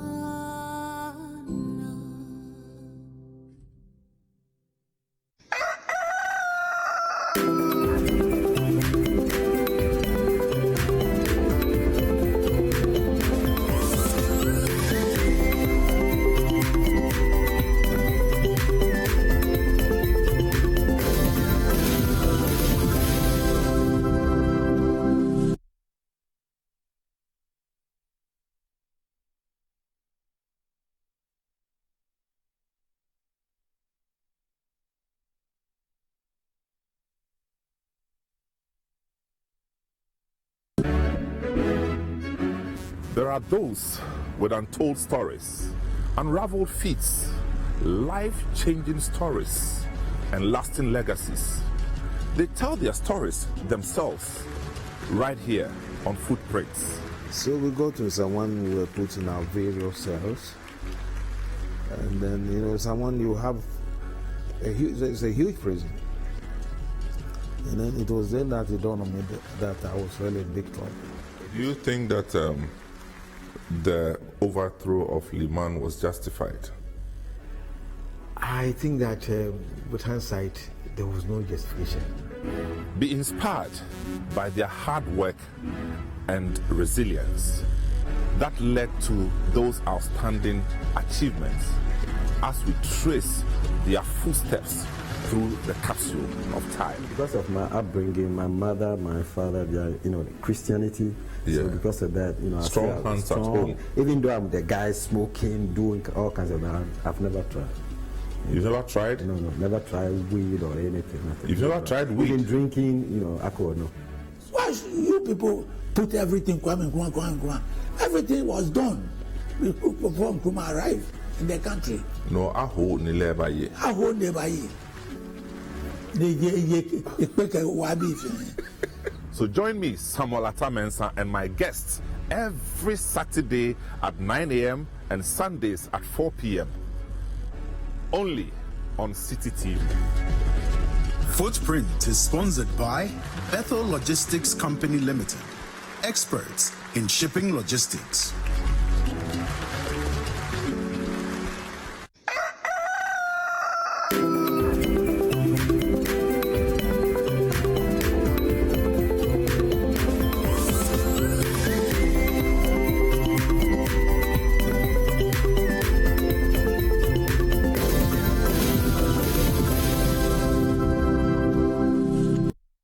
Welcome back. It's Breakfast Daily on City TV. Thank you so much for staying with us. Now, a few weeks ago, I had a conversation with Philip Kofi Ashong about Ghanaian students' COVID-19 and the Google Classroom app. A lot of you have been wanting to watch that interview again to find out how you can implement them in your homes. So we're going to take a look at that and then continue the show.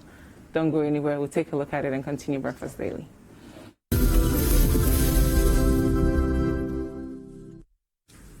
Welcome back. It's still Breakfast Daily on City TV. Thank you so much for staying with us.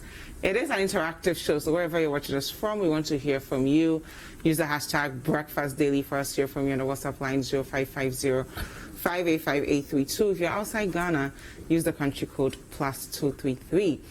Now, for the consumer technology segment today, we're going to look at COVID-19, Ghanaian students, and the Google apps. So we're going to look at the Google Classroom apps specifically. Philip Kofi Ashong is here with us. He's the host of City Trends. And he'll tell us what happened on City Trends yesterday. And he's head of productions here at City TV as well. Good morning, Phil. Oh, good morning, Jifa. How are you? I'm good. How are you? I'm pretty I like good. your mask. Oh, thank you. Thank you very much. Very firm. Yes. It gets a little uncomfortable breathing, but yeah, it's good. We're going to survive. It's good. We're going to survive. Now, what are we looking at today? Last week we had a conversation about Zoom, and its capabilities and what it means for the average user, the average business person. The average person wants to go on a date but can't meet the person physically, so has to find a virtual way of connecting with someone. Yeah. And today we had some comments from some of our viewers about what students can use, what schools can use as well. And so one of the best platforms that I have personally come across is the Google Classroom platform. Okay. Firstly, because it's free, and secondly, because it makes a lot of sense, when you consider its use.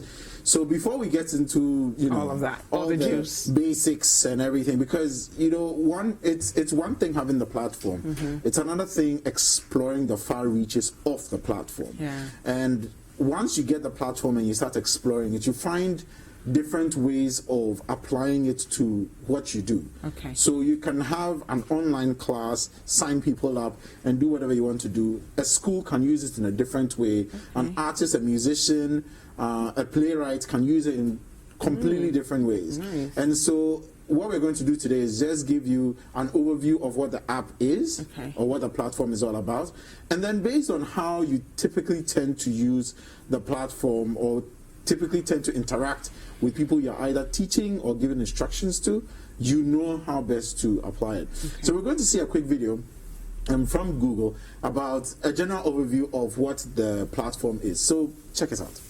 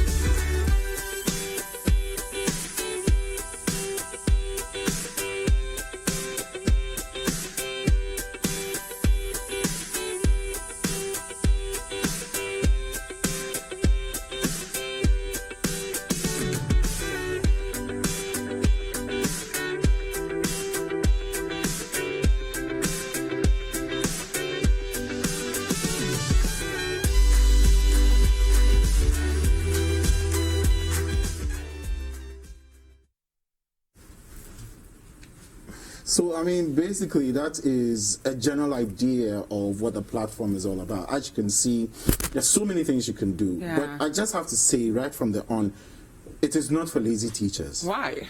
Because you need to care about your students, number one. You need to know what you're teaching, number two. You need to have the patience to map out exactly how your teaching plan is going to be. You need to be very meticulous about how the instructions are going to be. You saw there, for example, the rubric. For example, if you're going to teach students how to write an essay, you must have done your homework, you must have prepared either your slideshow or your notes about how the students are going to be graded. You're going to be graded, for example, on content, you're going to be graded on structure, creativity. You must be very meticulous about those steps before you decide to use Google Classroom. It is not something that you just drop some stuff in and then you just walk away. And I think that is very, very important, because a lot of the time people just show up in a classroom, write some stuff on the board and walk away, you know. But what Google Classroom does for both students and teachers is to keep everybody in line. Yeah. You know, because you have a platform that is asking you some very critical questions about how you actually assess your students, and this platform is open. You know, the other teachers can have access to it. If you want to bring in the parents at a point, you can bring the parents at a point to see how the students are performing over a period of time. And so, once again, it is not for lazy teachers. It is for teachers who are dedicated to training their students. It's for teachers who are dedicated to ensuring that they are giving the correct instruction to the students.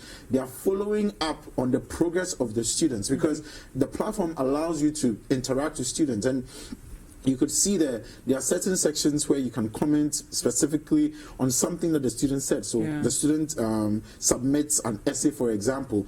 You can see the essay, you can indicate, you can add comments. The student can get these comments in real time and everything. Now, what I wanted us to go through basically is, if you have never set it up before, that's it. So when you go into your Google account, your Gmail account, you know, any of the Google platforms, all you basically have to do is just enter it, and then you will see right there in the bottom your Google Classroom. It's sort of like 3 students combined with a green background. So this is my Google Classroom that I created. As you know, because of all my documentary work, I have a classroom for documentary and TV news production, and then, you know, there's a City TV classroom as well. So you can just create a classroom. Now you can see in the top right corner a plus sign. Once you click on that, it will ask you to either join a classroom or start a classroom. And every classroom that you create as a teacher, you have a code that goes with it. So if you want to join a classroom, so for example, you're a student and your teacher has set up a classroom, the teacher will just send you the code, enter the code, and then join the classroom. But then teachers, please remember that you must have put some content in the classroom before the student arrives. So that's basically it. So I just wanted to show you what the settings look like. For me, it's one of the first places I go in any app, just to see what I'm dealing with.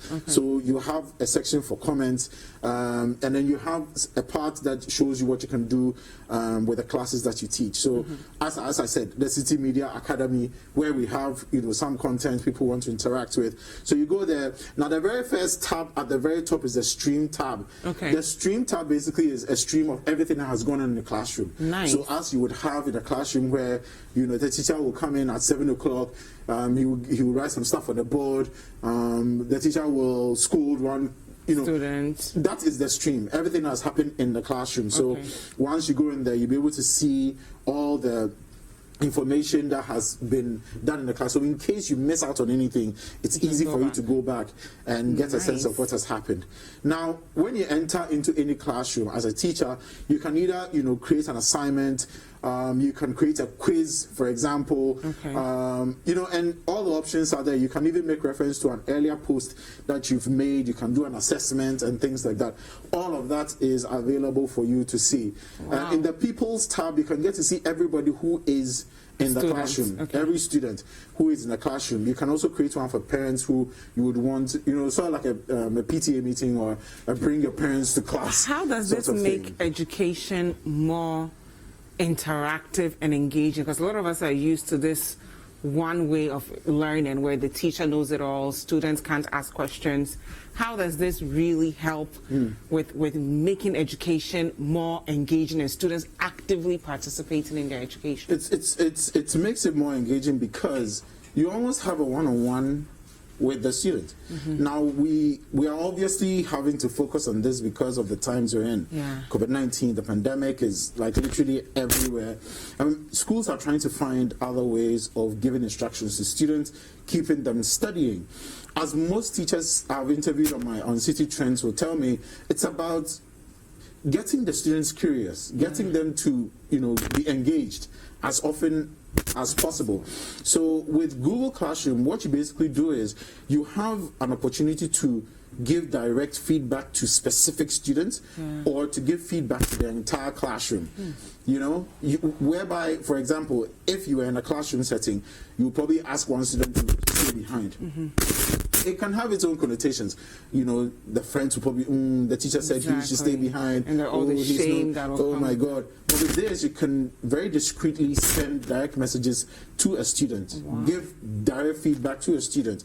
You know, sometimes with large class sizes, it's not necessarily the most comfortable. You have a very limited time in a day. Sometimes some teachers are teaching 2 or 3 or 4 or 5 classes.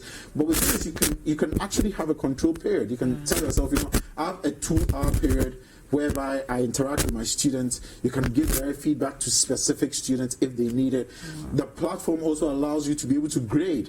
You know, so based on the performance of the assignment that has been submitted, you can basically see on the side and break it down. And we show that you can see what you're going to be grading the students on. Nice. And that's why the rubric is important.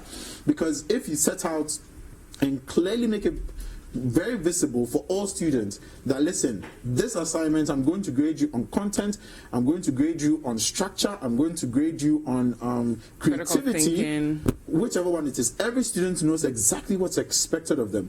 And the feedback is literally instant. You know, so based on all of these, you can clearly see that the approach to even education is very, very different. And that's what I'm saying. It is not for lazy students, for lazy teachers, because it means that for a lot of teachers, you are going to have to step out of your comfort zone of the usual way you do things. If this is how you typically teach, I'm great for you. But for a number of teachers, this is very, very new territory, and they need to be oriented differently, because it means that you will have to constantly be checking up on your students. You have to be checking up on the progress, giving them feedback, because then this allows the students to also give you direct feedback. If they don't understand something, they have a way of channeling it directly to you instead of probably sometimes being in the classroom, raising your hand. You know, the class probably understands, but then just one student doesn't understand.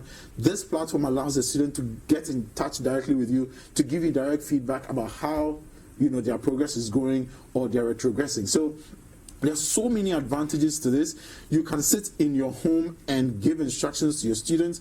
The students can sit in their home or wherever they're located. You can have students in Avrongo, you can have students in Sola, you can have students in Takrady, but then everybody comes onto this one platform and they get educated. I love it. But let's talk about enhancing the user experience, particularly in our setting where we are not so used to getting feedback from our teachers. The only time sometimes you get feedback from them is you've taken the test, you either passed or you failed. You don't really get, you know, okay, maybe you could have argued it better, you could have been a bit more creative, you could have expanded your vocabulary a bit. How do we get students to also see that feedback is not necessarily bad? I can remember my high school days where you write a paper and then the teacher is like red, pink, so many colors, and you're thinking, oh my God, I'm so dumb. Versus, you know, and a teacher actually put me aside, was like, they are all suggestions to help you grow. So don't take it so, you know, so personally. How do we embrace this new kind of engagement from our teachers? I think that is exactly why I love this platform. We can do a poll right now on Twitter and ask how many times university students had direct feedback from their lecturers. Anybody who did social at Legon, I would love to know how many of them got direct feedback from their lecturers. And I'm sure the K University people will also say every school, a lot of the time, the essays that we put in, the assignments that we submit, how many times do we get feedback on it? How many times are we told, okay, I am marking you on A, B, C, and D, you got 90% on structure, you got 20% on content, you got 15% on creativity. How many people get that sort of feedback? And I think that is the advantage of this platform, because then it evens out the space. The student knows exactly what is expected of them. They know where their failings are. They know what they're supposed to improve on, and they know what is expected of them at the end of the course. Because quite frankly, there is no point putting a student in this sort of situation where, you know, you just give them instruction and they don't get any feedback from you. This platform forces you as a teacher to take that responsibility of giving feedback to the student. The student is also aware that these are the things that are expected of me, and thus in my contribution to the class or to the essay or to the assignment, this is exactly what I'm supposed to do. They can get direct feedback from the teachers. They can ask direct questions to the teacher. You can do it either privately or, when you have a class session. Is there also an option to do peer review? Yes, absolutely. That's what the stream is for. You can have conversations in the class, this is what I don't understand. You can post a comment. You can ask, your colleagues, guys, what do you think about this? I'm struggling with this. But it's not just for giving out assignments. The stream is the place where a lot of the in-class conversations happen. It will not necessarily be as you would have it in an ordinary one-on-one or in-person conversation, but at least there's a platform created. Now, one of the things that Google has been doing over the course of the last couple of weeks is integrating Google Meet into all their platforms. When you are, you're sending an email, you can see Google Meet in the left side, and Google Meet has been integrated into this particular platform. That's the Google Classroom. So, for example, you can set 7 a.m. or 8 a.m. every Wednesday morning to have a Google Meet where all the members of the class come onto one platform, one video conferencing call, and then we can have a classroom. So if you don't want to necessarily do it on the stream section, you can set up a Google Meet. Everybody in the class is available for the meeting or is available for the session. You can see who is available, who is not. And you can have an open classroom. So this is an example of the code that, for example, the teacher will send to the student to just join the classroom. And as you can see there, all the interactions in the classroom are there on the stream. So at the top there, we have the stream, we have the classwork, and everything. Those are the main tabs that you're supposed to use. So I just wanted to walk, viewers through. So if you click on the plus sign and you want to start a class, this is the process you go through. It takes quite a bit because it needs to organize a number of things. Now, anytime you start a class, there are a couple of things that happen. An online environment is created for the teacher, whereby a number of things come into play. A Google Calendar is automatically created for every member of the class, such that if, for example, I set a Google Meet, you will get the notification directly in your Google Calendar, so that there is literally no excuse to not show up. At least you've been notified. Every Google Classroom also has a Google Drive. So then all the information, all the documents, videos, everything is stored there. So every you don't have to rush home to be, even if you have the apps on your phone, you can learn. Every classroom has one, So all you need to do is just go into a Google Drive and then pick what you need to pick from there. All the resources about that classroom, if you created, basically are in one place for everybody to access. And for anybody who uses Google, the Google Suite,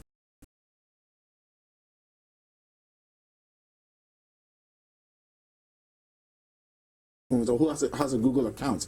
So all those resources are available to you as a teacher to find the best ways to explore and engage with your students. Now we're going to take a look at a practical example from the students' experience, but before we do that, talk to us about how this can help parents engage in the education of their kids, because for so long we've heard parents say, I'm too busy. They only see it when the report cards come and then they are beating the child, but maybe you didn't buy the kid all the novels they needed to read to be more creative with their writings. How does this help? I mean, so, we had open days back in the day. PTA meetings and stuff like that, where the parents come into the school to see the progress of their students. They have an interaction with the teacher tells them the progress of their students.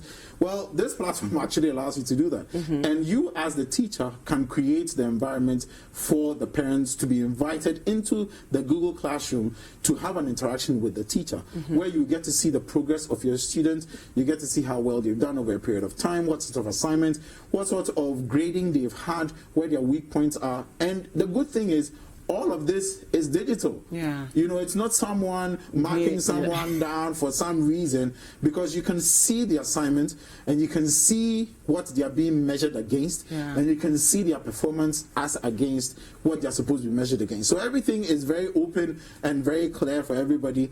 If, for example, a student has written an essay and the teacher doesn't feel comfortable with it, you can indicate that I'm not comfortable with this, I think you should have restructured this, and the parents can be invited into the classroom to be able to see the evidence of the performance of their students.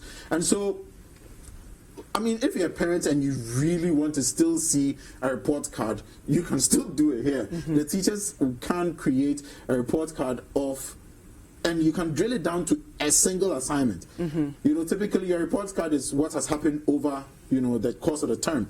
This one, you can drill it all the way down to every single assignment that has been given to the students and how the student has performed. That's how incredible the platform is. Or you can just generate, you know, a record of what the student has done over a period and then give that to the parent. But definitely, parents can be invited to get to see what, you know, their students' performance has been. Okay, so I think next week we may look at how parents, because they might need a lot of help. You say it's not for lazy teachers, but I also think it's not for lazy parents, because once you see, you have to help the kids. So we'll come back next week and look at the kids and look at the videos that they put up, and then how parents can also use the Google platform to help their students get better. Thank you so much for Kofi Asham for being with us. Host of City Trends and head of production here at City TV. Take a look at our entertainment highlights and then continue the show.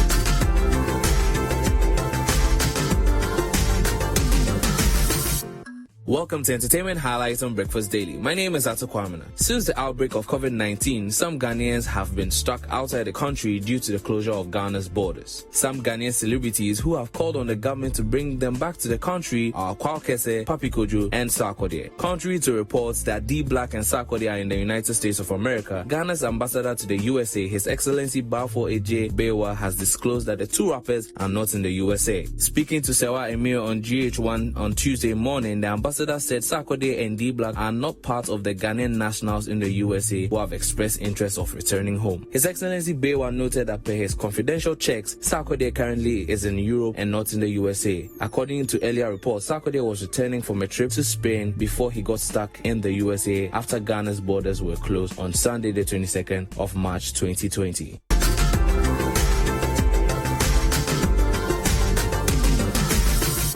Rapper Medical has disclosed that while coming up, he asked for a feature from Kese, but Kese charged him an amount he could not afford at that time.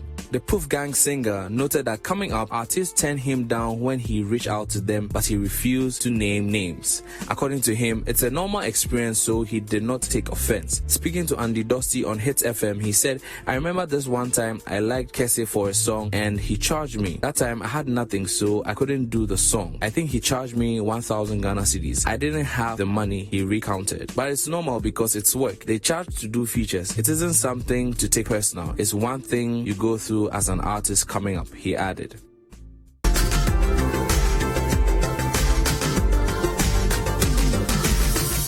Ghanaian artist Stonebwoy has disclosed that his VGMA feud with Shatta Wale did not only affect his brand and opportunity of adding those plaques to his collection, he also lost money in the awards. According to him, he was billed to perform the night, but since he could not, the money was taken back without consideration of how much he might have invested. He said aside from getting his shoes customized, he also invested 50,000 towards voting for him to win the Artist of the Year.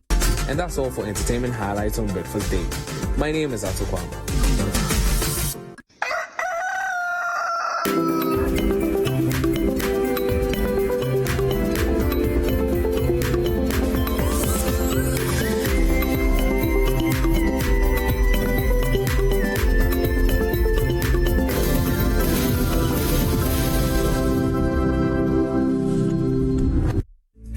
It's here, the ExpressPay app.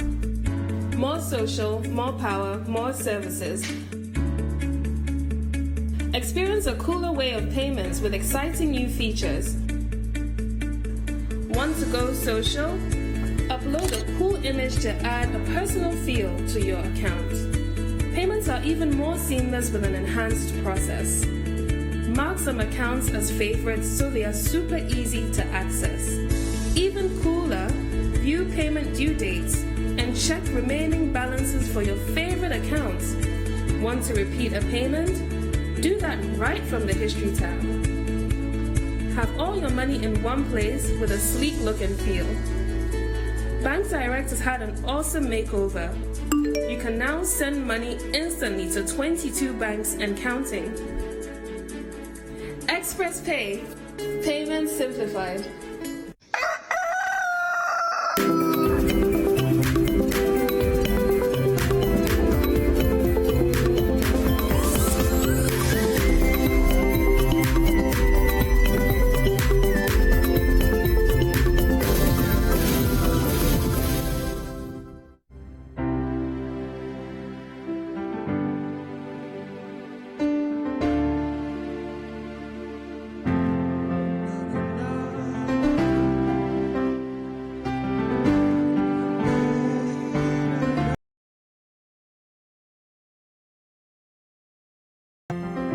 wake up in the morning, say my prayer and I check my phone. I got 2 messages from you and a missed call as well, yeah. I got a big smile on my face. I know you still care and you're still there for me. Ooh, I'm so glad that I have you. You're my rock, you're my go-to. I'm so lucky I found you. Yeah, I'm so glad that I have you. You're my rock, you're my go-to. I'm so lucky I found you. Every time I set my eyes on you, I thank my stars that I found you. Found you. Every time I set my eyes on you, I thank my stars that I found you. Found you. You still care, you're still here. Said you're always by my side, and you never leave my side. No, I love you forever. Every time I set my eyes on you, I thank my stars that I found you.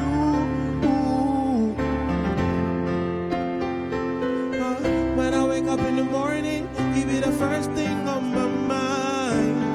And a smile from you just brightens up my day, yeah. Never stop, never stop.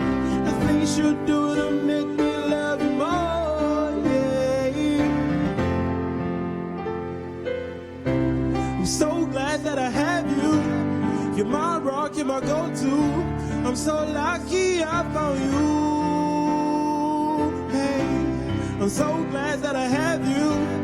You're my rock, you're my go-to. I'm so lucky I found you. Hey, every time I set my eyes on you, I thank my stars that I found you.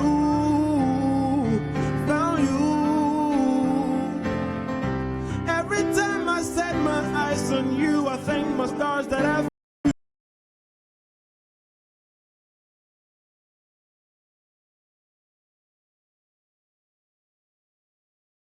And you never leave my side. No, no, no. I love you forever. Every time I set my eyes on you, thank my stars that I found you. Found you. I will always thank my stars. I will always thank my stars.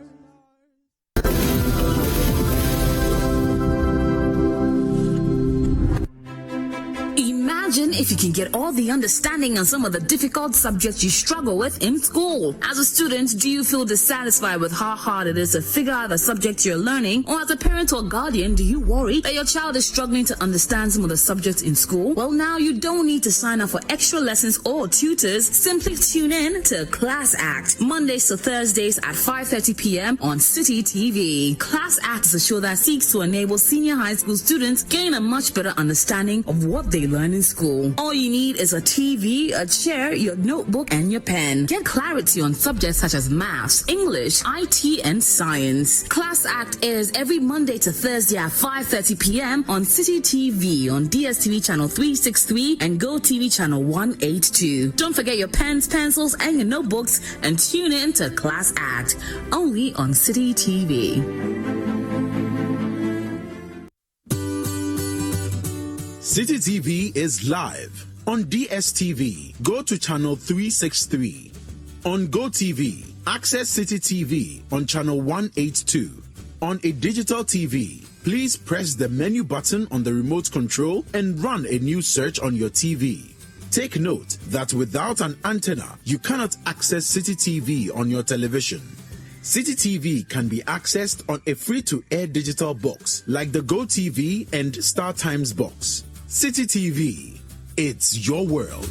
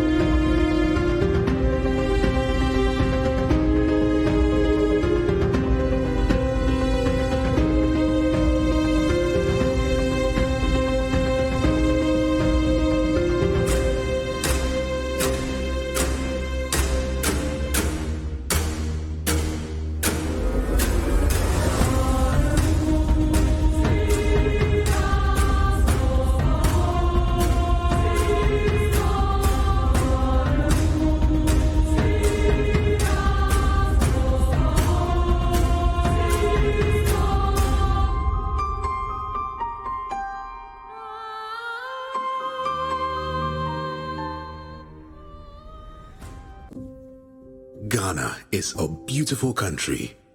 There is so much of it you probably haven't seen, haven't experienced, haven't touched, haven't felt, haven't eaten.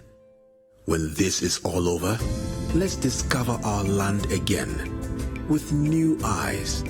Let's feel each other again. We are one people, brought together by destiny. Let's make that count. Let's show love for each other and our environment. Let's tell our stories, and let's watch and listen to our stories. There will be so much to tell. Ghana is a truly beautiful country. Be Ghana, stay in Ghana, experience Ghana, make Ghana great.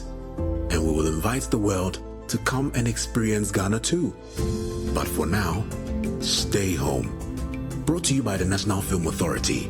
Support the Stay Home and Discover Ghana Later campaign. This channel supports the campaign. God bless our homeland, Ghana.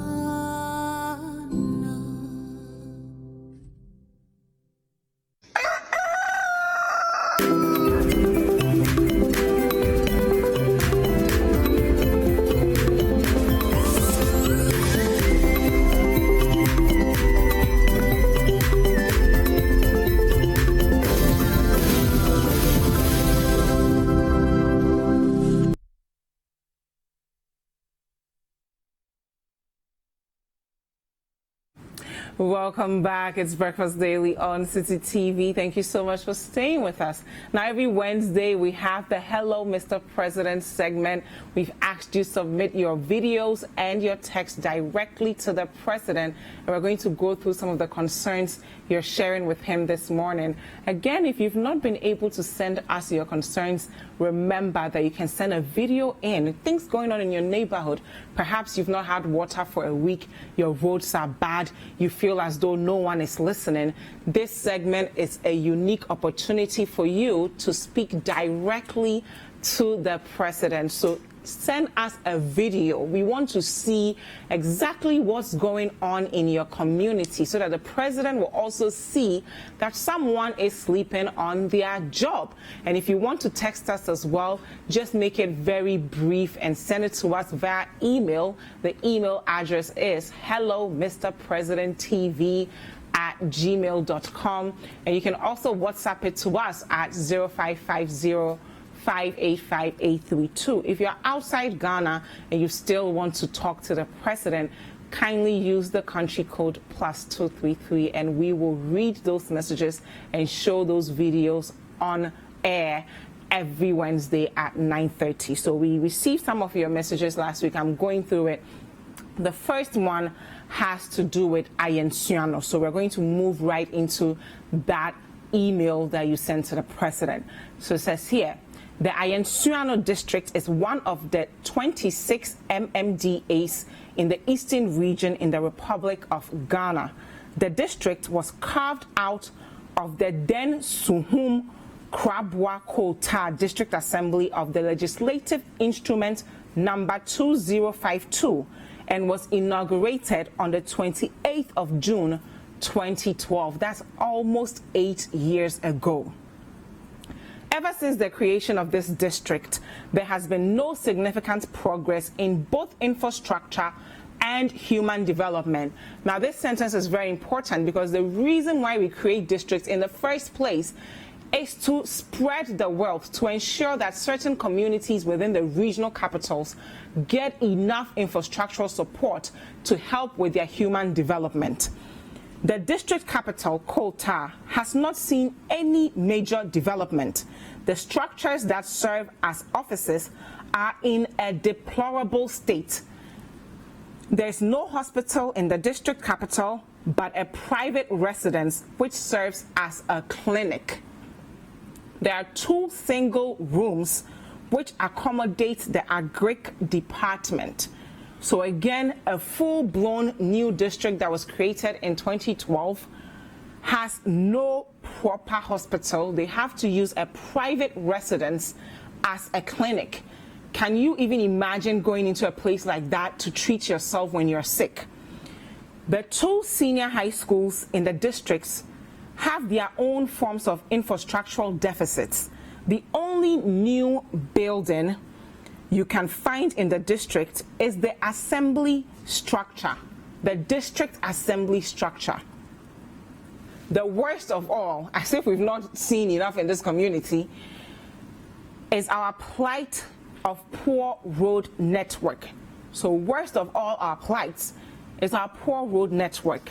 The roads from Kofi Pare, Bempoase, Mama Krom through to Kota is in a very terrible state, usually when it rains. Considering the number of foodstuffs that are transported from this district, it is sad that our roads have never been tarred up until now. The number of lives lost as a result of accessing health care elsewhere is unimaginable. The district cannot even boast of a pure water factory, hence leaving thousands of youth unemployed. Mr. President, please, the district is in dire need and we need your urgent attention. So a viewer sent this in, and it has to do with the Ayensuano district, one of the 26 MMDAs in the eastern region. Now, the whole point of creating new regions, as I said again, is to ensure that we spread the wealth.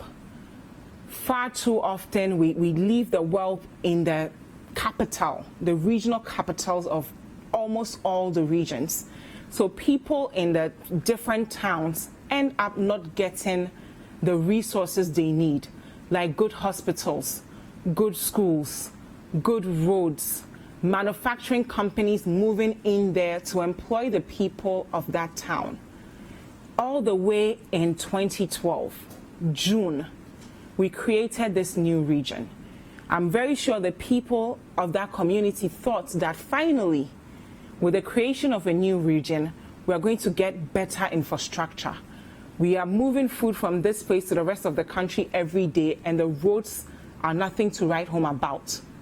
Our women, our children are getting sick, and they die on their way to the hospital because we have no good hospitals. Our children don't have the best of education because all the attention is being paid to the capital.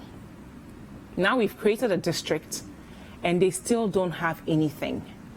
Mr. President, I know that you are very passionate about human capital and you care about the development of the Ghanaian citizen. But we can't create new regions and not resource these regions well. How are the people going to survive? Even just a common pure water factory, they don't have. How are the youth supposed to productively engage their community? They're going to graduate with no jobs. They're going to be a burden. And so we need to do better. And I'm going to make sure that our correspondents in this region will get a visual so that we can show our viewers of what has become of our development. The creation of new regions, we're supposed to receive messages that say, Jifa, since we created this new district in 2012, we have better hospitals, our roads are fixed, which means we can reach more people, we are scaling up whatever we were doing in the agricultural space. Our hospitals are great, so more people can work, more people can be productive. We have not heard that 8 years in. I know you're listening and we're going to solve this problem. But this time next week, we're going to get a video of exactly what's going on there and then discuss it thoroughly so that our viewers can also appreciate what we mean when we say we are creating districts. Is it just mere rhetoric, or we have a plan to actually develop the people there by ensuring that they get the good infrastructure they need? We have more messages to the president that will be reading. But again, if you are also experiencing a similar problem in your community and you would want us to know, just send us the video to the email hellomrpresidenttv@gmail.com, and we will read them for you every Wednesday. And if you have a text as well that you want to share with us, the email is hellomrpresidenttv@gmail.com. Throughout the segment as well, if you want to submit your message, go onto our Facebook page or use the hashtag Breakfast Daily and the WhatsApp line 0550-585-832. We'll take a look at the next message that you have for the president. So this is coming from Jerry Justice. He says, "Hello, Mr. President. I lost my job while working with the hospitality industry without any benefit. I then applied for the NBSSI loan, which I was told is only for registered businesses. How can I get access to that loan to do my business? Times are hard, and I am pleading with the government to support me, come to my aid so that I can earn a little income to fend for myself. If anyone is touched and wants to help, I'll be very grateful. Sometimes I even plan to harm myself because I am in desperate need of help." Well, Jerry, I know this message is for the president, but there are a lot of resources available to help you as well. So NBSSI does not only specialize in providing soft loans, they also help you start your business. So if you've not yet registered your business, you can go to them and say, "NBSSI, I want you to assist me with some of your technical services. How do I register my business? Is there any discount for me? Because I'm a new business, so I can't pay all the fees that the Registrar General might ask for." There are hubs like Impact Hub, iSpace, Meltwater that you can go to as well for help to start your business. So that once your business has started and you are struggling with a financial problem within this COVID times, then you can go to NBSSI and apply for their soft loan scheme. But I won't advise for you to go for the money right now because it's mainly for already established businesses. But NBSSI can still help you start your business, register it. You can even go to REP as well. You can ask them about the REP support within the Ministry of Trade and Industry umbrella, and they'll be able to assist you get your business to a point where you will qualify for the loans. So don't lose hope. Don't try and kill yourself. We're going to get through this, but they are there to help you. We'll take a look at some more messages to the president. "Hello, Mr. President. I just want to know when our locked up funds will be paid. I was paid the interest component without the principal, and I have been to the receiver's office on several occasions, but anytime I get there, I'm told it's a mistake and that I'll hear from them. My amount falls within the full payment category. Please help me." So Mr. President was very clear on you guys receiving your payments. And I know the receiver is watching this morning. There's absolutely no reason why you should be frustrating Ghanaians who are struggling right now and hear directly from you. Send us the video. Show us exactly what's going on in your community. Because sometimes policymakers will come on TV, they will talk their big English, and it's not reflecting within your community. So just take your mobile phone, show us what's happening in your community, and we will show it on air and have the president answer to some of the things that they are sleeping on that they are supposed to do. That's why we vote them in power, to serve us. So the email again is hellomrpresidenttv@gmail.com, and you can send us the message at 0550-585-832. If you're outside Ghana, the country code is +233. We have a video that will be showing you as well. So we'll take a look at that video and then continue the show. Hello, and thanks very much for the opportunity. My name is Collins Little Tete. One of the problems I face living in Ghana is how people are able to litter profusely without anyone questioning them. Sometimes when you see people doing the wrong thing and you even try to intervene, the first question you'll be asked is Ghana yours or do you own it? And it's that worrying to see our country and many people in it doing the wrong thing.